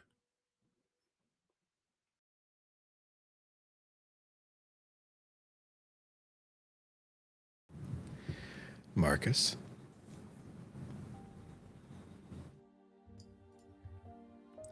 I think Marcus has had an entire lifetime of making deals with the wrong folk. And I think he has learned the hard way that this is not his court, this is not his time to speak. When Winnie is done, he will tip the hat with a flourish and a great bow, turn around and get and just get going, get far, get long. As soon as Marcus begins to leave, there's maybe 5 more seconds, maybe 6, just to prove how much could have happened in that one round.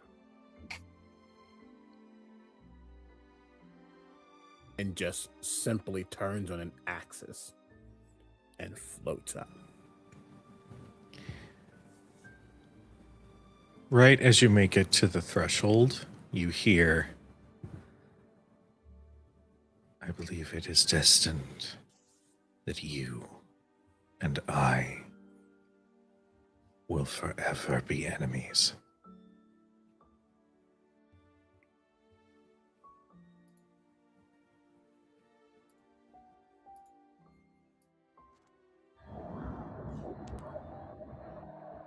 Good.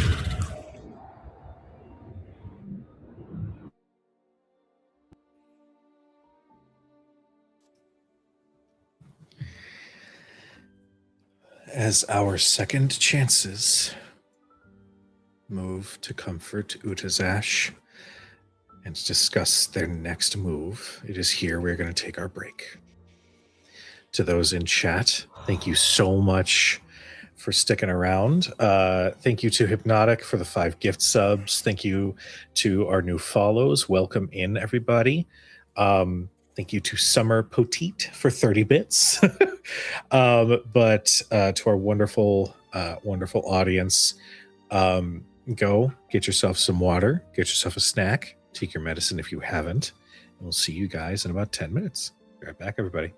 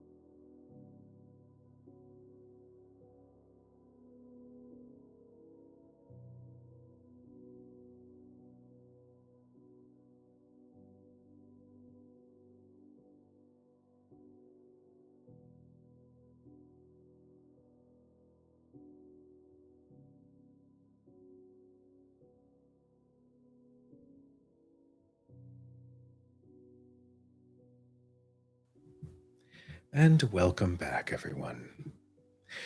So, you all step out of Mab's throne room. The doors slowly close, and Mab is seen on the other side, just looking in Udazash's direction until the doors fully close.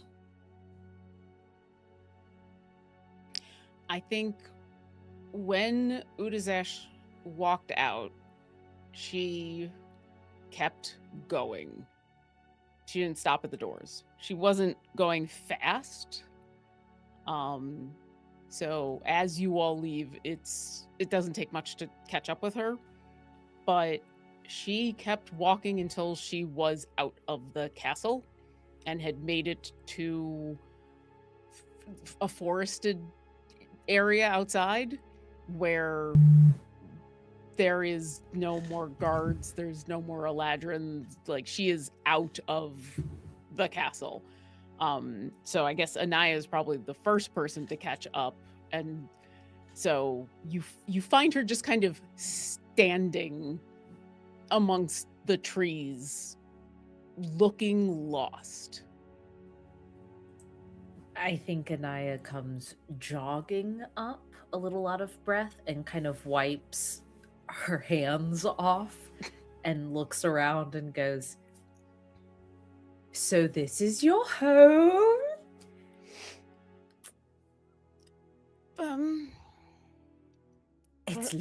It's awe-inspiring. Is it all full of torture mazes, or was that special treatment, or was it different when you were here?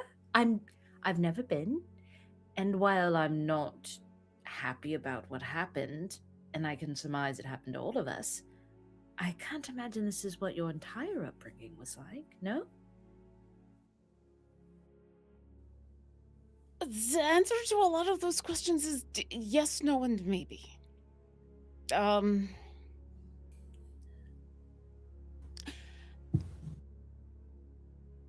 am sorry that you had to go through that. Oh, no. Mine was very light. It was the vibe of the rest of your friends that seemed extremely sullen. I was just turned into a monster and woke up to all of my friends being slaughtered. Very easy breezy on the dream side. Could have been much worse for a nightmare for me.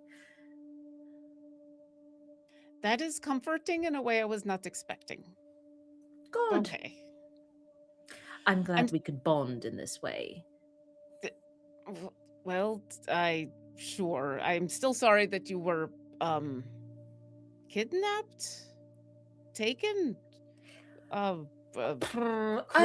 Involuntary excursion is what I've labeled it in my diary. And also, I'm sorry you had to make that deal to not come back. Until, of course, we find this person. No, I find this person and then we leave. And then I do not come back. I'm sorry. Thank you. That is...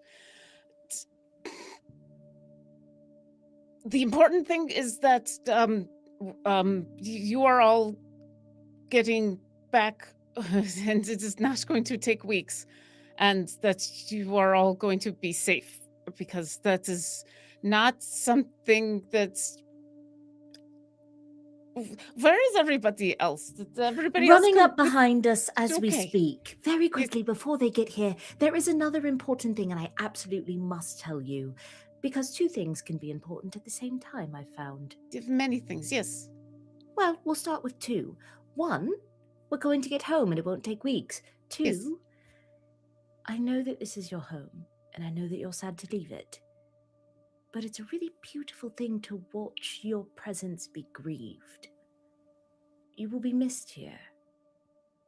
Your absence will be felt. I know grief. I paint it all the time. Funerary portraits are all the rage right now. And I saw it. On the coldest of faces. You know how deep a grief has to be to show itself on an expression that is expressionless. Utasash, I found home in a sewer. I'm so sorry you'll have to find it on a new plane, but at the very least you will be missed in this one. I appreciate you saying that. I am sad that it took. I'm sad that I did not realize it myself until the very end. And I am mad that so much of myself was taken that I don't remember any of it, so that it took till the end to know. If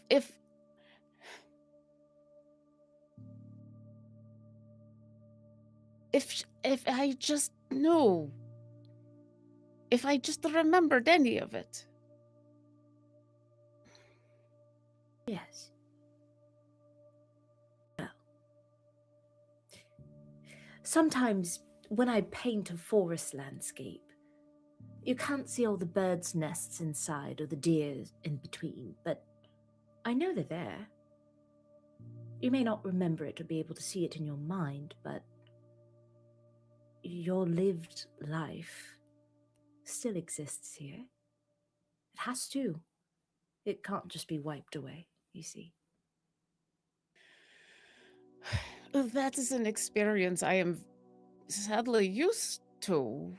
I have come across people and places who know who I am that I have forgotten, and it sometimes is nice, and sometimes it is very awkward, and sometimes it is just weird, and sometimes they are trying to kill me, and it's never been sad, but now it will be a place I will not come back to, and I just I regret not knowing sooner. A tragic hero. They have many of your kind in the museums, I think. I am sorry, Lutasash.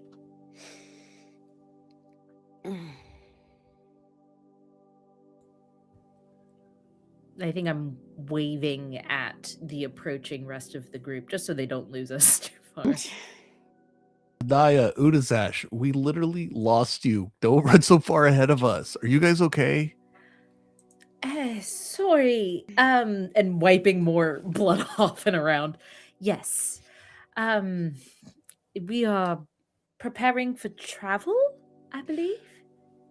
Basu, as you ask that, and as everybody else kind of comes on over, Udazash makes it a point to walk to you and gives you a very long look and says, "No, I am not okay, but I have been meaning to tell you something that I had forgotten that I wanted to tell you, that now I remember thanks to Leo. I appreciate you asking me that twice in the last few days, and I had promised twice that I would tell you when you asked me anything you wanted to know when we had time. And then the first time I did not, because we got very distracted by everything else going on. And the second time I asked to not to remember what was going on. So if you or anybody has any questions, I do want to answer them, but I did want to thank you for twice asking me if I was okay, and then being okay with me not being okay. Udi, I got a question. You know, it's been a long time since we got to go back to Baldur's Gate and just have a few minutes. Us sit down, have a couple of drinks, Been a long time for that. Hmm. Would you like a new tattoo? Something that you can't forget?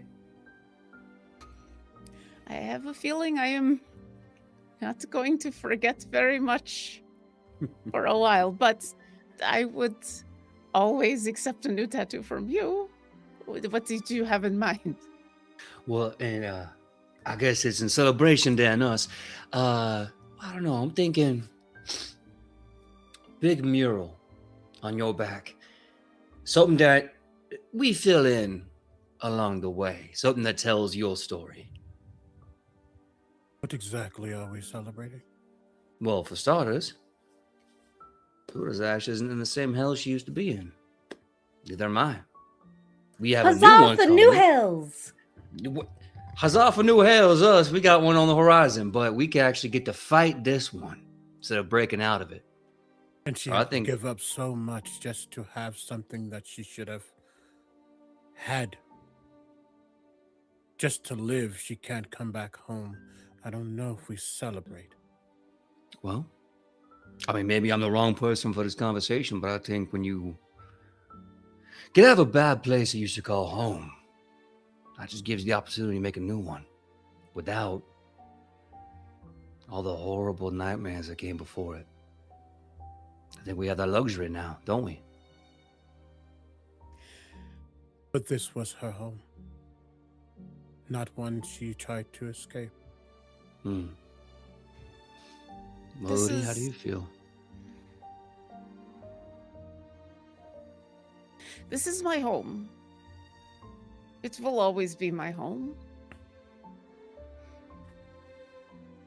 I don't want to not come back, but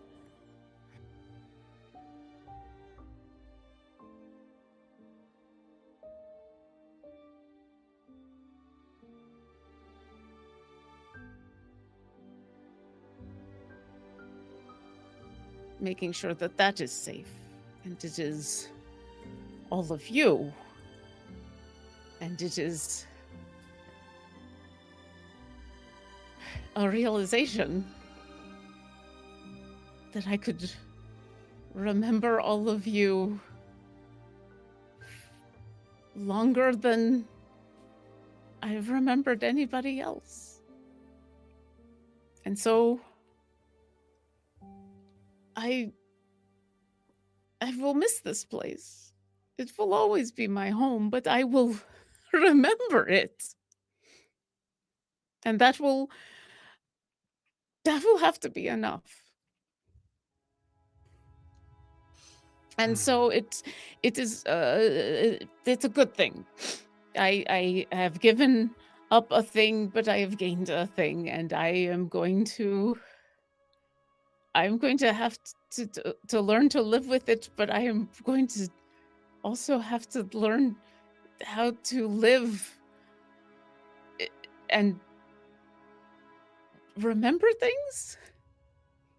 I don't know what to do when I know that I can go forward and remember my past. So that is an exciting thing to think about. But I cannot have a future if the place we are going to is destroyed. So that is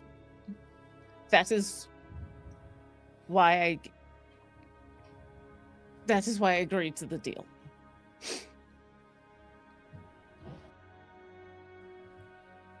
Sorry, it is Ash. But all I could really say is I'm a pretty smart guy, I'd like to think. And I barely know what the fuck is going on. But the one thing I do know is, despite all these different half deities to different material planes and whatever, we've managed to all stick together. And as long as we're able to do that, it seems that things kind of at least work out enough for us to keep going forward. So if there's one consistent, I think we can kind of lean on is that if we stay together, we can we'll figure it out. Well, and I am going to need all of your help because I have made this decision. And now I need to figure out how exactly to make sure that I do not ever get taken by the Dragon Queen again. And while I am sure that I can fight her off eventually, and she looks over at Leo, and I'm sure that I can fight her off eventually. I think we have learned at least the last time I was not very successful. So I will need your help in the short term.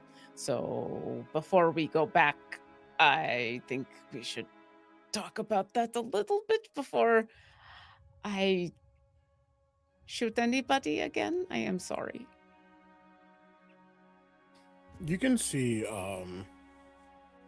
like he hears what Marcus has said. He hears what Basu has said. He's listening to Udazash, and there's truth everywhere.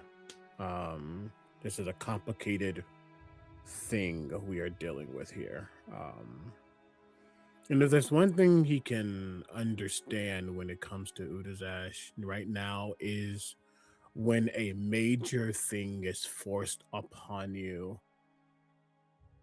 and you learn to live with it because you utilize the best parts of it. You think of the best parts of it. She lost her home, but now she has something to fight for and remember.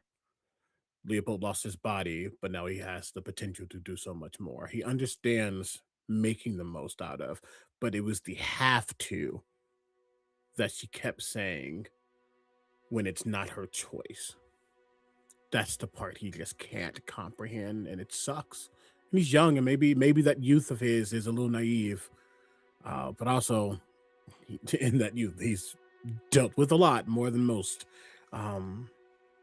But he just looks, and he's in full illithid, and the aberrant face through it all, you can tell that he feels sorry that this is happening, but he feels determined. There is not a rage, but there is you're watching the scientists see the ultimate problem to be solved and being almost excited or driven to solve it. But what he does say is, okay, but I need to do one thing. And in that thing, there's just a pulsing. It is just a final check. I'm going to detect magic. Ritual casting, so I can do it immediately as a ritual caster once a long rest, just to make sure Mab's energy isn't following her right now, that she is actually saying and doing what she said she would do, which is let Udazash go and do this thing. You extend your psionic mind to detect magical sources with the spell, and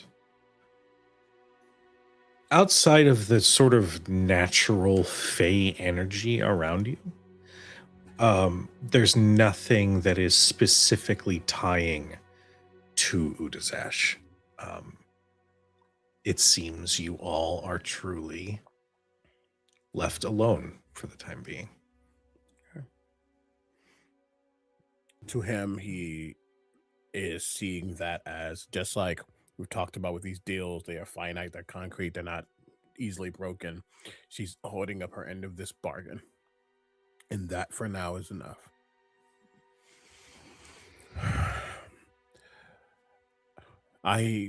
We can speak about putting up those wards every day.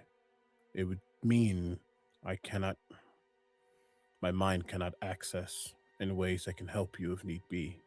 That's the only downside. Well, you know. But if you're willing to fight it head on, and if she tries, I will be there to hopefully fortify your mind as best as I can. That I can promise.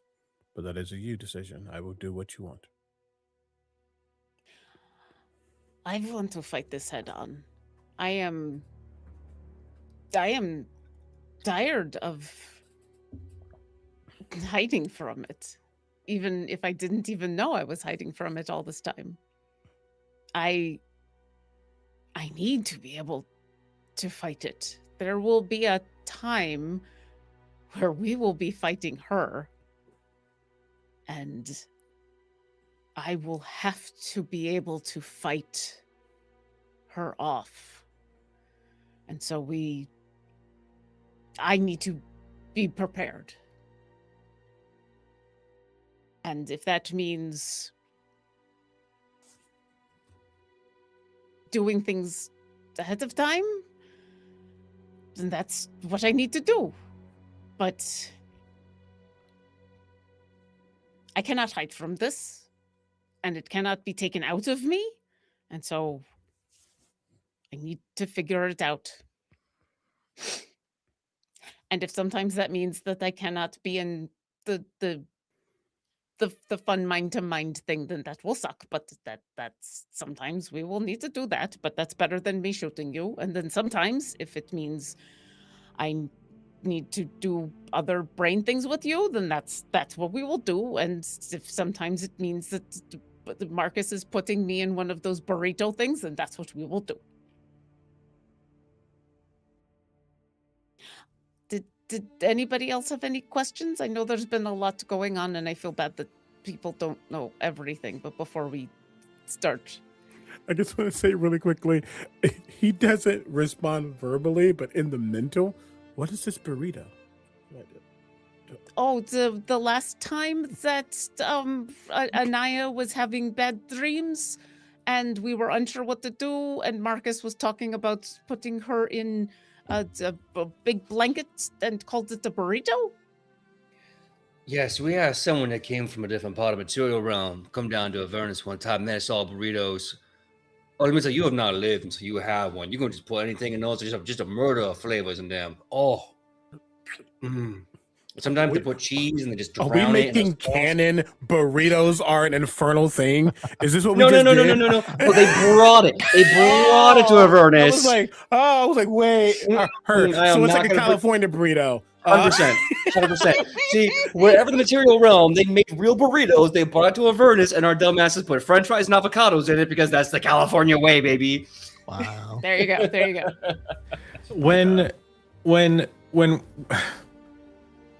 When we have lore keepers who watch this show, I would like to beg and implore to leave the burrito lore out of your records. No.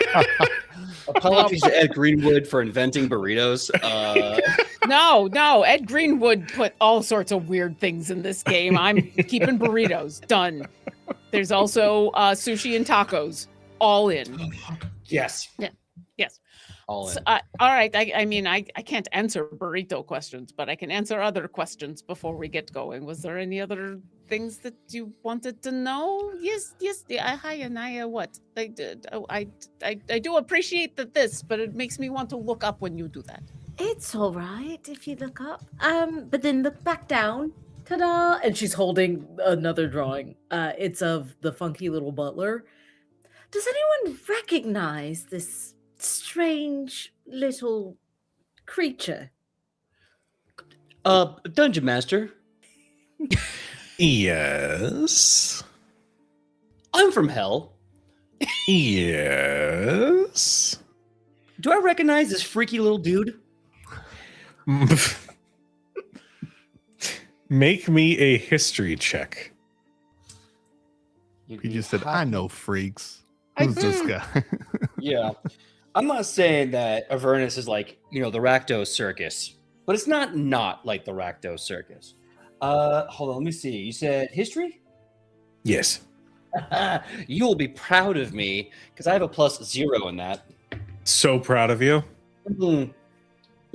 Yeah, that's gonna be a 13, unless I'm not a fighter anymore. I can't do weird stuff with my bonuses. That's just a 13.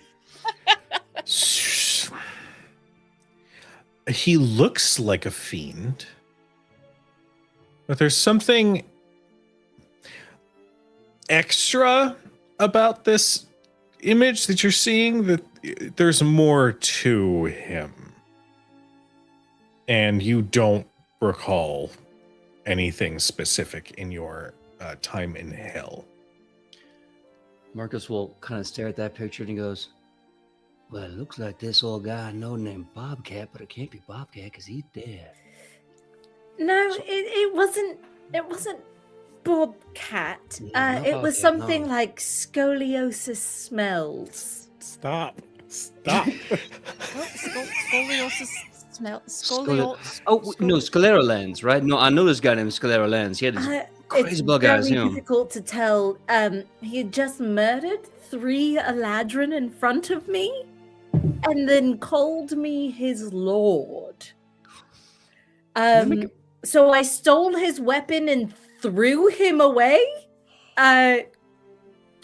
Don't know what to do about that, but if anyone recognizes him, please keep a lookout. I do not want to see him again. I explicitly said, never come back. You probably want to for get some rid reason, I of... thought you were holding him right now. This is sketch.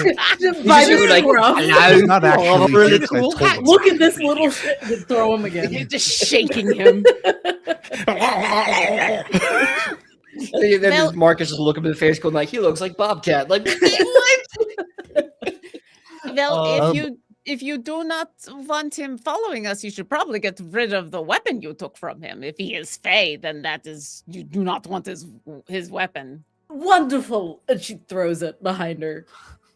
Can I You make a don't religion hear check? it hit the ground. No! She says nothing.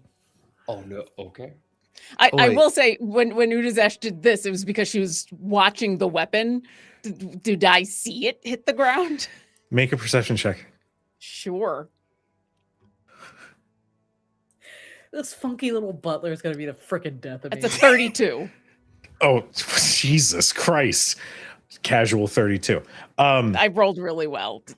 You see this dagger go, and just as it's about to hit the ground, from around one of the trees, this teeny little red hand catches, and then it disappears behind that tree.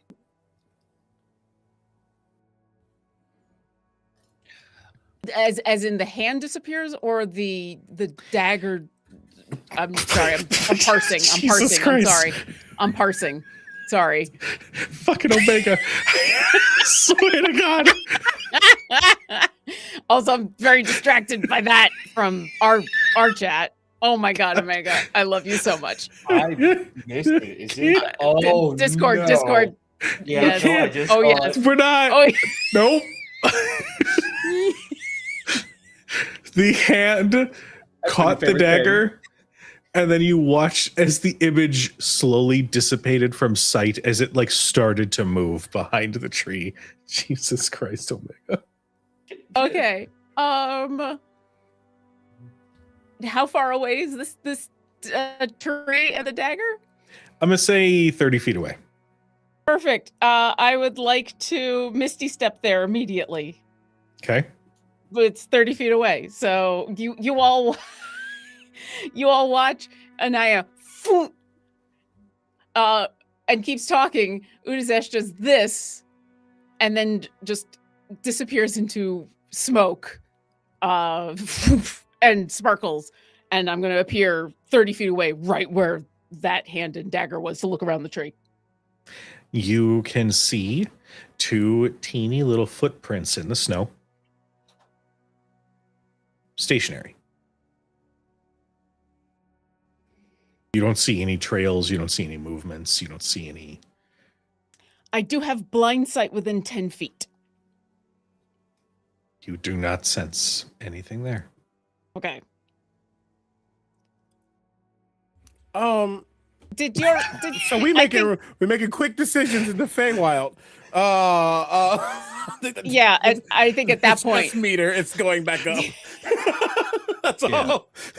so yeah, Anaya, I think your creepy person dude is right here. Scoliosis, if you're back there, come out here right now. Does anything happen? Not from that direction. 60 feet away from that tree, you hear, "Oh, my lord, have you requested my presence? Are we back on speaking terms now?"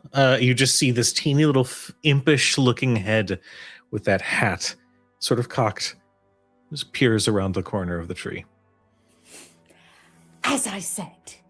And then she's just like gesturing to the entire group over to Scleritus to kind of motion for them to see him and say, I swore I said no more following me.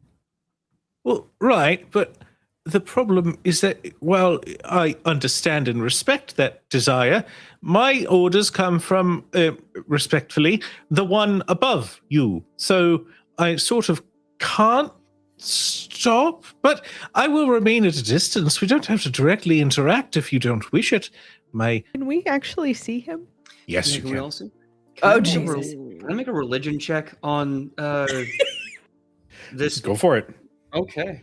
Okay, let's use the Yeah. good one. Where are we exactly? You are in In a relation- Hell. like loosely. We're not hell, but it's hell. Yeah, we're Apparently. in CV's hell right now. So that's. Can I gonna be a also get on religion that? Go for it. 24 religion check from Wa. Okay. Let's see. Blah, blah, blah, blah, blah. What's my fucking religion? Dirty 20. Okay. Both of you, in the year or so after the fall of the Absolute, some information did get out about the Dead Three and their respective champions. But there was some information about Ball, in that there was always a little steward around a Ball spawn, just to make sure that they were taken care of and cared for. Well, Mm. shite. I can come back. I'll come back later. Please don't. No, Hmm? please don't. Please don't come back. Please don't ever come back. How did you get here? I have been following for quite a while. I'm sort of bound to you and your sort of essence. So technically, I've sort of always. I just didn't want to directly You had your stuff going on. I didn't want to be too much. I'm sorry. When I lived in the sewer, I'm so sorry. When I lived in the sewers, Mhm. I had a butler ordained by God to take God. care of me, and I was eating rats. Is that right? Well- Am I hearing that right? Well, if it makes you feel any better, the murder of those rats was quite delicious. Go now. Okay, and they just sort of sneak back behind that tree, and you see their little red hands just let go, and they disappear from sight. I am terribly sorry, friends. I do not know this beast, but apparently he knows me. At this point, I just kind of assume things like that are going to continue to happen. Ever since I stepped back at Baldur's Gate, it's only gotten weirder. The thing I really want to bring attention to is that you said he killed some Eladrin, as in like in Bab's palace. Technically outside of the palace. Well, I had to get out of that strange headspace she had put us all in, I'm sure. and painted my way out, as one does. And as I exited, I saw several corpses of Eladrin. And he subsequently confessed, or took ownership, rather, of having done that deed.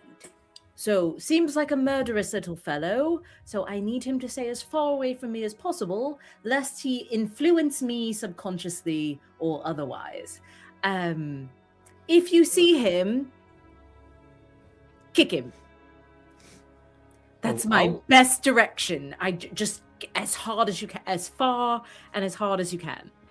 Can do. Sure. I got just two things to say about that. Number one, I will kick him so hard, but I'm concerned. I'm a little concerned, that by attacking him, we will piss off his boss. And from what I can tell, his boss is already rather really powerful, angry sword. And my other question is, and this is not a judgment upon you at all. I'm not the person to throw stones, me. But how did you become this?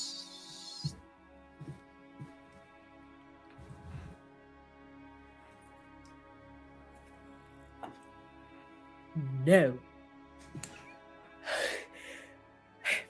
First question. Yes. It can't piss him off because I threatened to murder him multiple times, and he said, "Oh yes, please, can you please murder me? I love being murdered by you, my lord." So I'm pretty sure if you kick him, it just makes his day better. I don't know why. I'm so sorry about this. I do not want him following us. Oh, who is a freaky gremlin, him? Okay. Just kick him. Second, no. Everyone must sleep, rest, and recover. We should not be talking about whatever's going on here. We're in the Feywild. We should be dealing with the Fey things, obviously. And when we get back, perhaps I'll take you on a tour of the sewer, and you can see my art mural that I put there of my entire chronological... I should not have left that in the sewer. Oh, goodness. Could you have taken it with you? It sounds like it's something fairly big. I painted it on the wall of the sewer. Could you have taken an entire wall of the sewer with you? That would be a trick, Woody. I thought that you were going to put on the wall. The good thing is that there's a lot of Zents. There's a lot of other people that go down our sewers. I'm sure that they're probably thinking, "Oh, that could be anybody. That's not Anaya." Oh my God!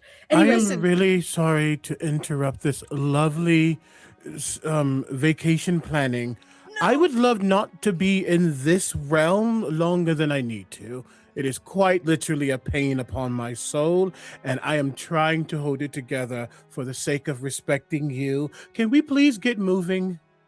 Where's the exit? This is a whole different plane thing, right? Well, we are not leaving until we have taken care of Reinhardt, but first, I can get us over to the... Let's go to the other court side, and I know a couple people we can talk to, and we can go track down Reinhardt, and then we can leave, because that is the other thing that we need to do. And then yes, we'll get. I can see that Leo and Basu are not happy here, and then Anaya, No. It's not about feelings. It's really not about feelings. I want to be what I can be for you. I just feel an unraveling happening every second, which is apparently more than just a second. That's all. I do not like you feeling unraveled, and so let's make sure you do not. Let's put you back into being raveled. Anaya, if it makes you feel any better, I now am very intimately familiar with a deity putting something inside of me that I did not want to begin with. So there you go. Let's go this way. And let's go. Let's go do that. Starts do that, Oz. Please. I do want to quickly check how Winnie is processing, because Winnie is also back in the Fae and got hit with some hard questions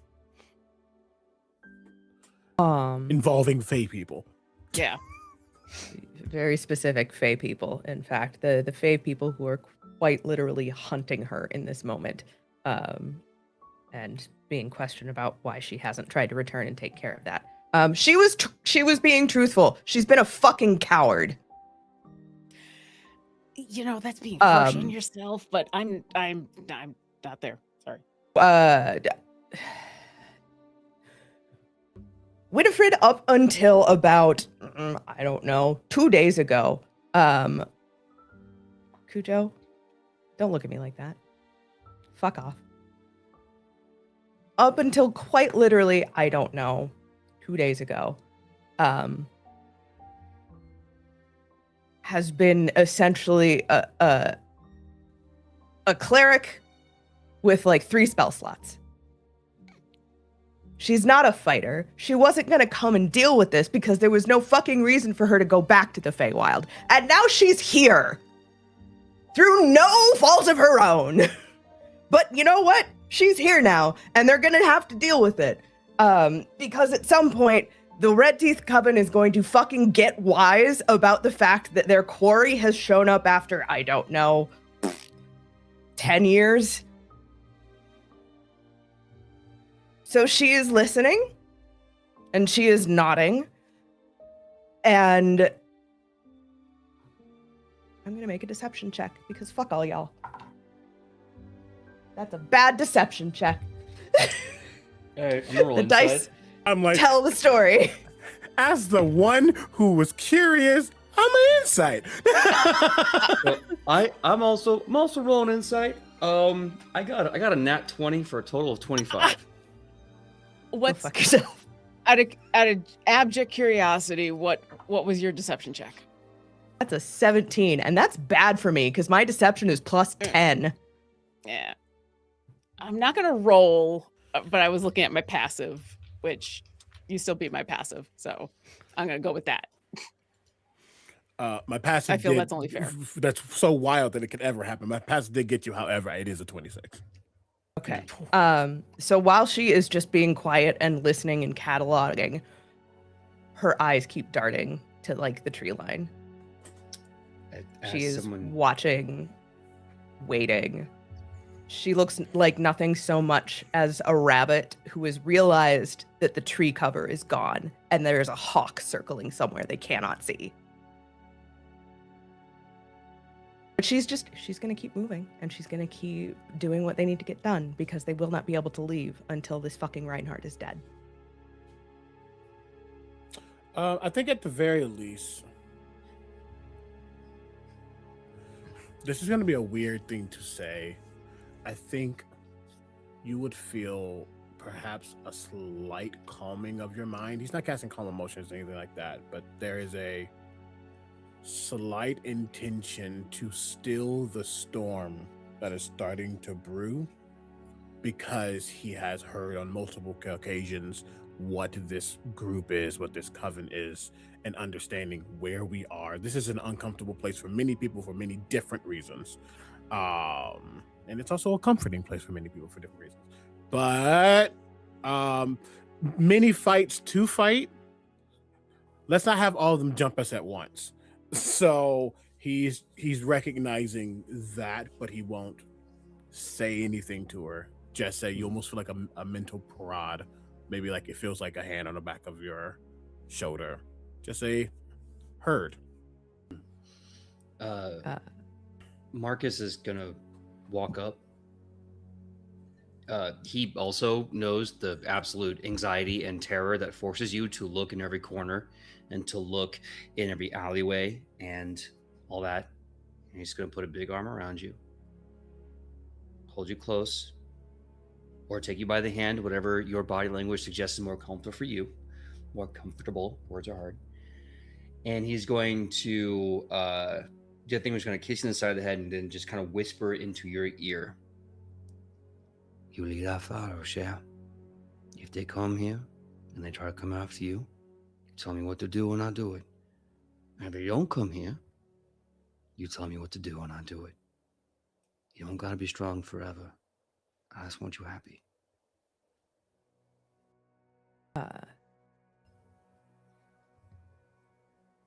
She doesn't respond verbally to either.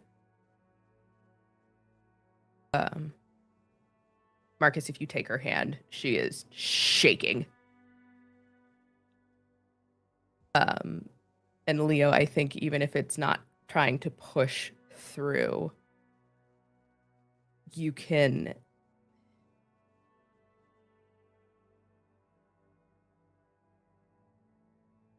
it's not words, it's not flashes, it's not images, but you can feel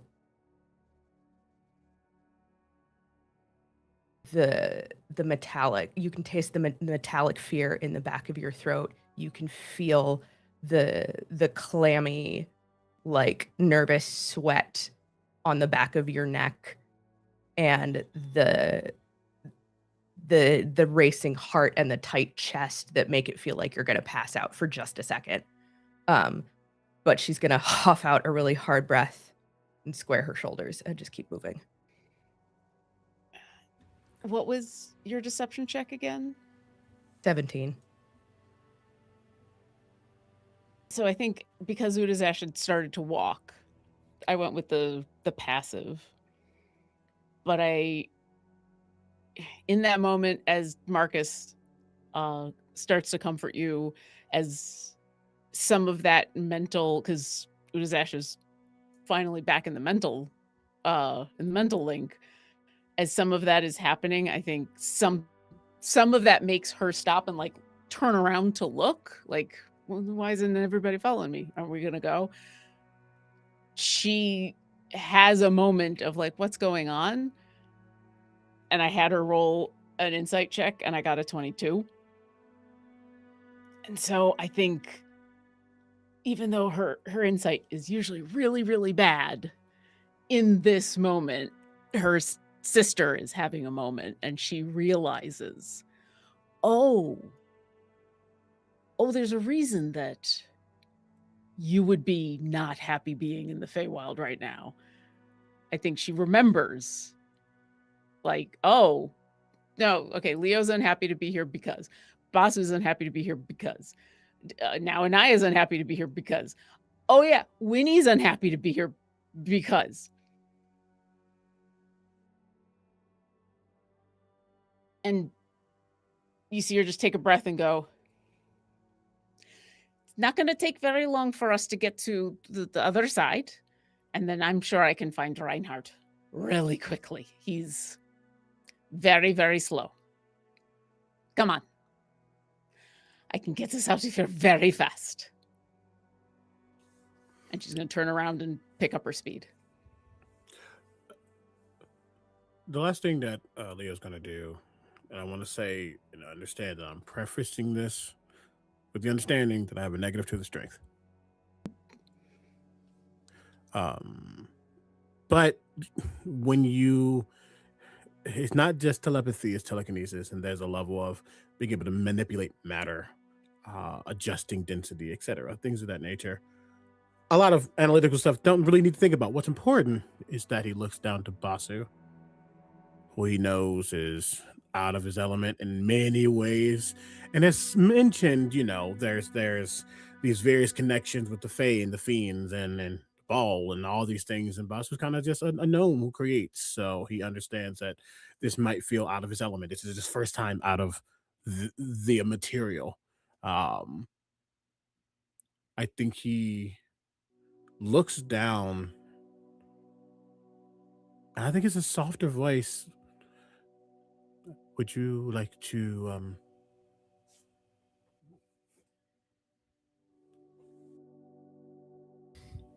I think I can hold you up. Basu looks up at you and smiles,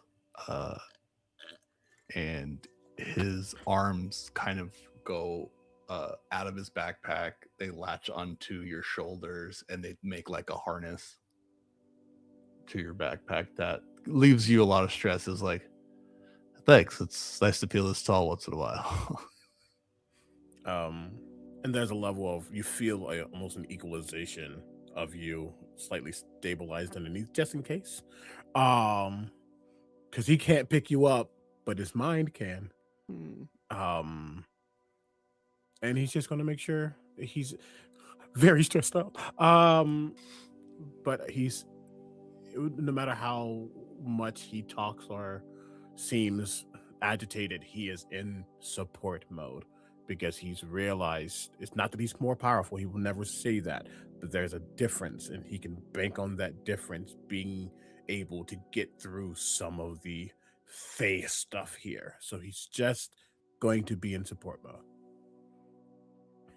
And he just says, this place I don't think is for the imp bros, but we're going to figure it out. I don't think a truer statement has ever been said. And you would suddenly feel a slight pressure on the top of your head. A little bit of your hair suddenly grabbed as Barnabas is going to hitch-ride. All right. Right, we're going to work on a theme song together, Basu. Oh, no. Yes. You know what? I'm open to it. Basu and Barnabas. Something. We can figure it out. We'll start with alliteration. It's a good place to start. Yeah, we'll figure it out. Yeah. Well, I will leave our session with this. As you all are traveling, the snow and the ice and the cold start to fade slowly. And you come upon a surprise. In the space between, it looks like there is a camp. It is empty, but it is stocked. Fresh food, a warm fire, many cots and tents set up. And stepping out from the tree line on the other side is an Eladrin. But they don't seem to be wearing any official armor or iconography. They sort of eye your group from a distance and they just give a wave. Hey there! How you doing? I'm not like one of that's exactly what something like one of them would say. I offer free rest with no recompense required. Should you want to relax. I understand it's a little heavy over there. Entirely up to you. The offer is here. I do not expect anything in return. Think of this as like a way station, if you will. Insight check. Go ahead. Yeah, I'm joining in on that. For once. Seeing more than half of the party immediately shaking their heads, I think was my favorite part of this session. Nope. I'm gonna give advantage or aid to anyone who wants it, because I'm also like nope. I mean, give it to Winnie because she's more likely to actually succeed at this thing. That's fair. I got 13, but every instinct of Udazash is a nope. That's 19 on the die for a 27. With a 20. How much based on what Winnie has just said and the shenanigans that's happening here, I technically got a 1 on this die, and I'm going to reveal a feature I've never had to reveal until now. I don't like this. I get to expend a hit die to make any 1 through 3 become a 4. So you are adding 4 to that. I am that pressed that I'm not letting a 1 ride. No. So that'll be a 31 insight check. With a 31 insight.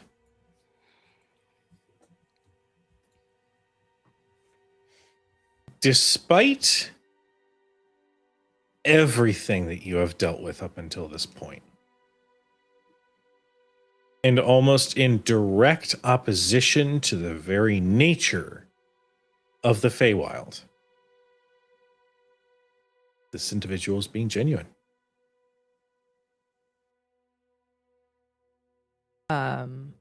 As this person steps out from the tree line, Marcus, Winnie's grip on your hand becomes uncomfortably tight for a second, and she just tenses, again, like a rabbit that's seen a snake.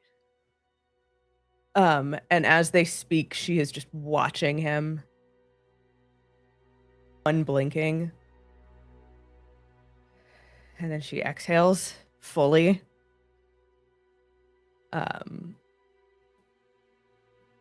And we'll say out loud to the party, they're being truthful. What? Listen, I completely understand. I know what neighborhood we're in. I can go, and whatever you decide to do in the camp, entirely up to you. Just, I know how heavy it can be kind of going back and forth. That's sort of why I made this here. And it's in direct opposition to the laws of these lands that I offer it freely. I will go. I will go. Who are you? My name is Anenra. I'm just a traveler. I swear.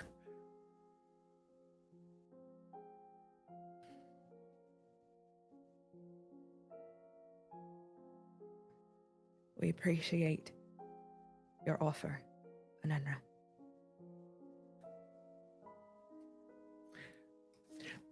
Do with that what you will. I'll let you do your thing, and then they quickly scutter off. Vinny? DM, have I heard of things like this?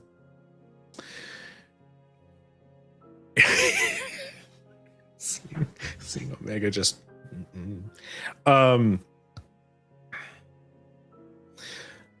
you've heard of individuals being pulled into the Feywild and essentially struggling to find a means of existing, right?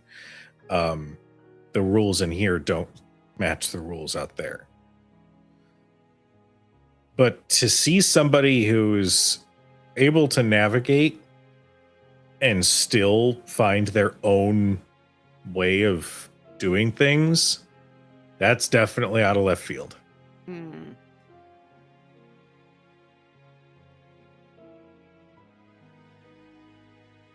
You're telling the truth.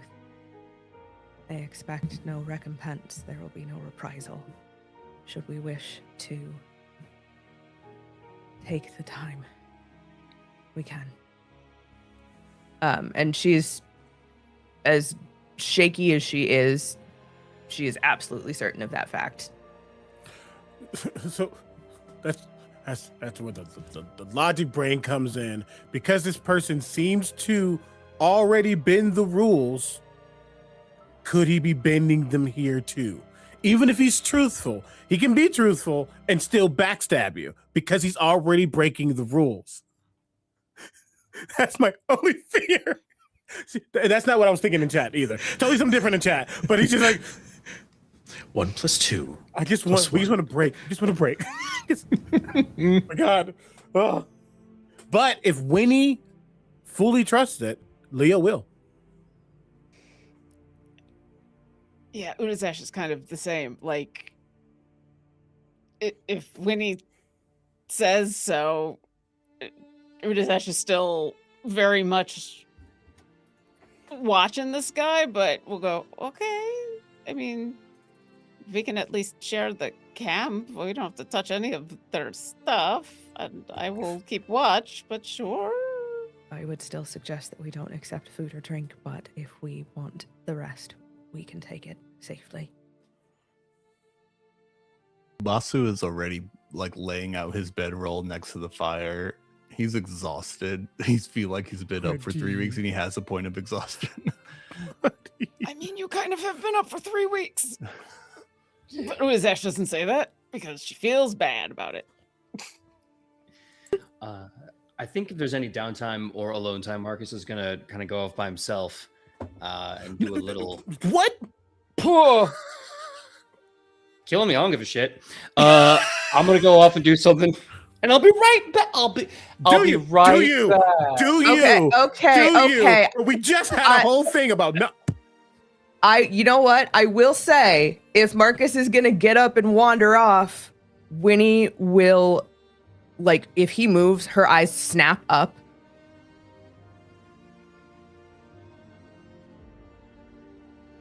Within earshot, please. Yeah. No, I ain't going far. It's gotta be alone for 5 minutes. That's all. All right. Okay. So he moseys off for a bit.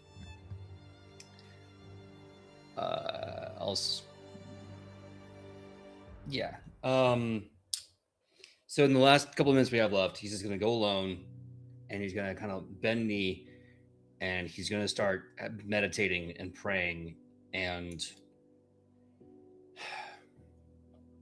puts his hands together. I know we gotta do a lot of bad things, us. And I know we gotta talk to a lot of bad people. I think we need to keep our eyes on the prize here and figure out what we need to be better people, to rise above the worst conditions of this whole bloody mess that we're in. With Tiamat and... It feels like no matter what I do, I'm always the idiot. So I need a plan. I need a very simple and straightforward plan. I need something on paper that I cannot forget. So I just need a list to remind myself. And he's going to start writing as if there's a pen and paper in his hand. There's nothing there, and he just starts writing a series of names and little caveats and notes to it, and it's almost like it's in his mind, and he rolls it up. And maybe it's Lathander himself, or maybe it's just this newfound paladin creed, but there is in his hand this sort of crystal paper, this see-through note. And he takes it and he puts it away. Cool. That's all I need. Just 5 minutes to remind myself of who I am and what I'm doing in this big mess. Now let's go back and be quiet.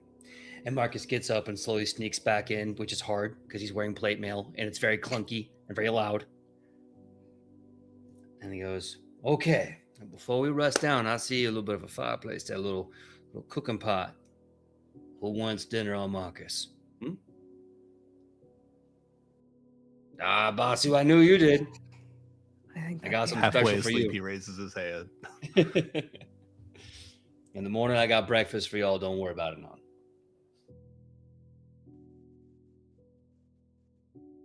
All right.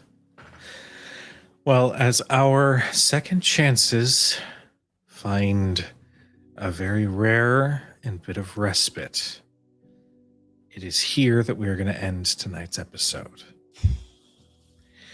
Whew. Oh, so much shit happened tonight. But before we depart, we want to give the floor to our incredible cast. Let them know who you are, how we can find you, and how we can support you. Whew. Hi, I'm Lauren Urban. She, her. You can find all the stuff I'm doing at my website, lauren-urban.com. I'm here. I'm on Wednesdays. You can also find me on Critic Chronicles. I'm running for the next couple of weeks. Pre-recorded episodes of Drift Fishing, where I'm playing with awesome people. Episodes of Tackle Box by Jay Walton. So if you want to see me and some awesome people playing a surreal fishing game where wild things happen, you should watch that. I just got done with an episode where me and CG Danny played, and it's fun and amazing. and we've got a couple episodes of that. You can also find me on Sundays on the Players and Book channel playing a Tabaxi cleric who, much like Winifred, is just trying to keep her friends alive. And yeah, I love playing with these people. I'm so glad to be back, and thanks everybody for helping Udazash out, because yeah, I love y'all. Thank you. Hello, friends. My name's Omega Jones, also known as Crit Bard. Crit Bard across all social media channels. I have been Leopold Guthmere, our illithid scion. Oh, this is a test,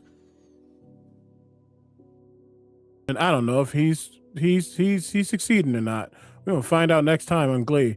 But for now, meditation and keeping anything out that ain't supposed to be here is on his mind until we get Reinhardt and get the heck out of this place.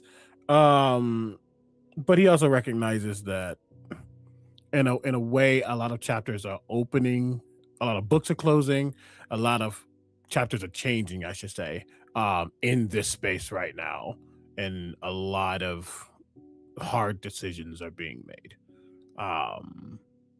He's realizing that there's going to be a hard decision almost every other day at this point, until we've saved the world. Woo!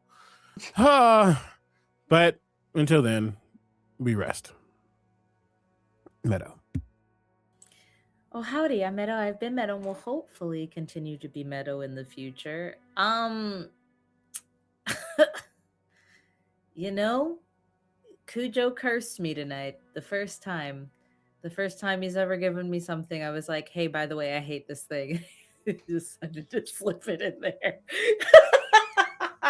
I legitimately forgot that the funky little butler existed. So I can't wait to hate him loudly the rest of the time I'm here. And I'm so excited to be going through this journey of the Feywild with this incredible group of people, watching them grow and how it helps Anaya grow. So very grateful. What a fun episode we've had. And I'll see you next time. Hi, hello, good evening, folks. You can call me Laura or Tutu or Laura Tutu. My pronouns are she, they. I have been your Hexblood Celestial Warlock, Winifred Fithiok, on the edge of a nervous breakdown, but the horrors persist, and so does she. Yeah, no, shit's about to hit the fan in the worst, best way. Fridays, congratulations, you found me. I'm here every Friday, unless, God or the weather decide otherwise. Welcome to the Midwest, kids.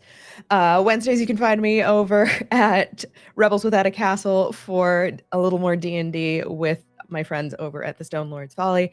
And a big, huge thing that I'm working on and will be involved with for next month is Darkness Emerge at Los Angeles from By Night Studios.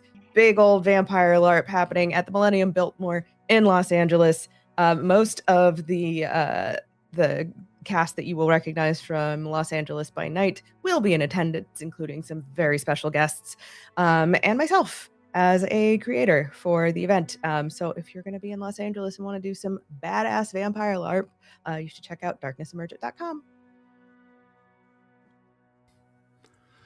Hello, I've been Tony Rodriguez, aka the Encounter Smith, all over the internet. I played Basu Brightbolt, our gnomish artificer, who is journeying to unknown places and being a small boy from Baldur's Gate. As things get more complicated, he sticks to two things: keeping his friends close and keeping his friends safe. I'm excited to see what other shenanigans he gets into. Hello, everyone. My name is PJ McGaw. You can find me all over the internet at PJ McGaw. If you see the bearded face, you are in the right place. Fridays, you can find me here. Mondays in the future, you can find me somewhere else. We'll give you some more details on that when that arrives. Also, starting in May, on Saturdays, I'll be doing a D&D event over at Geeky Tees. So if you are in the LA area and you want to do an awesome D&D event with me at my table, please go ahead and check my social media. There is a link there for tickets that you can purchase. And we'll just let the good times roll. Marcus is just kind of a big dude. He's there. And now he's got a list. And we're just going to see what he's going to do with that list. But right now, one of those names is not, well, it's Reinhardt, but he's not on the list. We're going to have to go kill him, I think. Anyway, thank you so much for coming. Thank you so much for watching the adventure. Thank you. Goodbye. And I have been Cujo. I've been your chronicler for this evening. Oh my God. It kind of hit in the middle of this session how this whole campaign has had twists and turns and fun moments and heavy hitting moments. And tonight was definitely a heavy hitting one. I genuinely love this party. I love every player here at this table. You guys make it so much fun and so exciting to take big swings as NPCs, sort of alien NPCs who don't feel emotions the same way as normal individuals do. It's fun and also incredibly taxing. And but thank you for that. of course, I love you guys. You can follow me all over the places at the Cujo Plays Games or as Crit Hit Chronicles for official show announcements, updates, that sort of thing. As Lauren has mentioned, we've got drift fishing on Wednesday nights, which is, oh God, it's so whimsical and lovely. It's so delightful. It's so cool. Thursdays, you can catch us for Sagas of Anima, our new Daggerheart actual play featuring a collaboratively built world. Whoa, man, we started with a bang last night. It's great. Greed's a thing. Isn't that great? Fridays, you found us. It's Shadows Over Baldur's Gate. And if you are a fan of listening to the voice of myself and Laura Tutu, you can go and listen to The Road to Hell, an award-winning podcast of Hunter the Reckoning, featuring the both of us. And when I say you need to keep an eye on the socials for announcements, I mean one is coming because we're not done with new shows. There's so much more we got ready to go.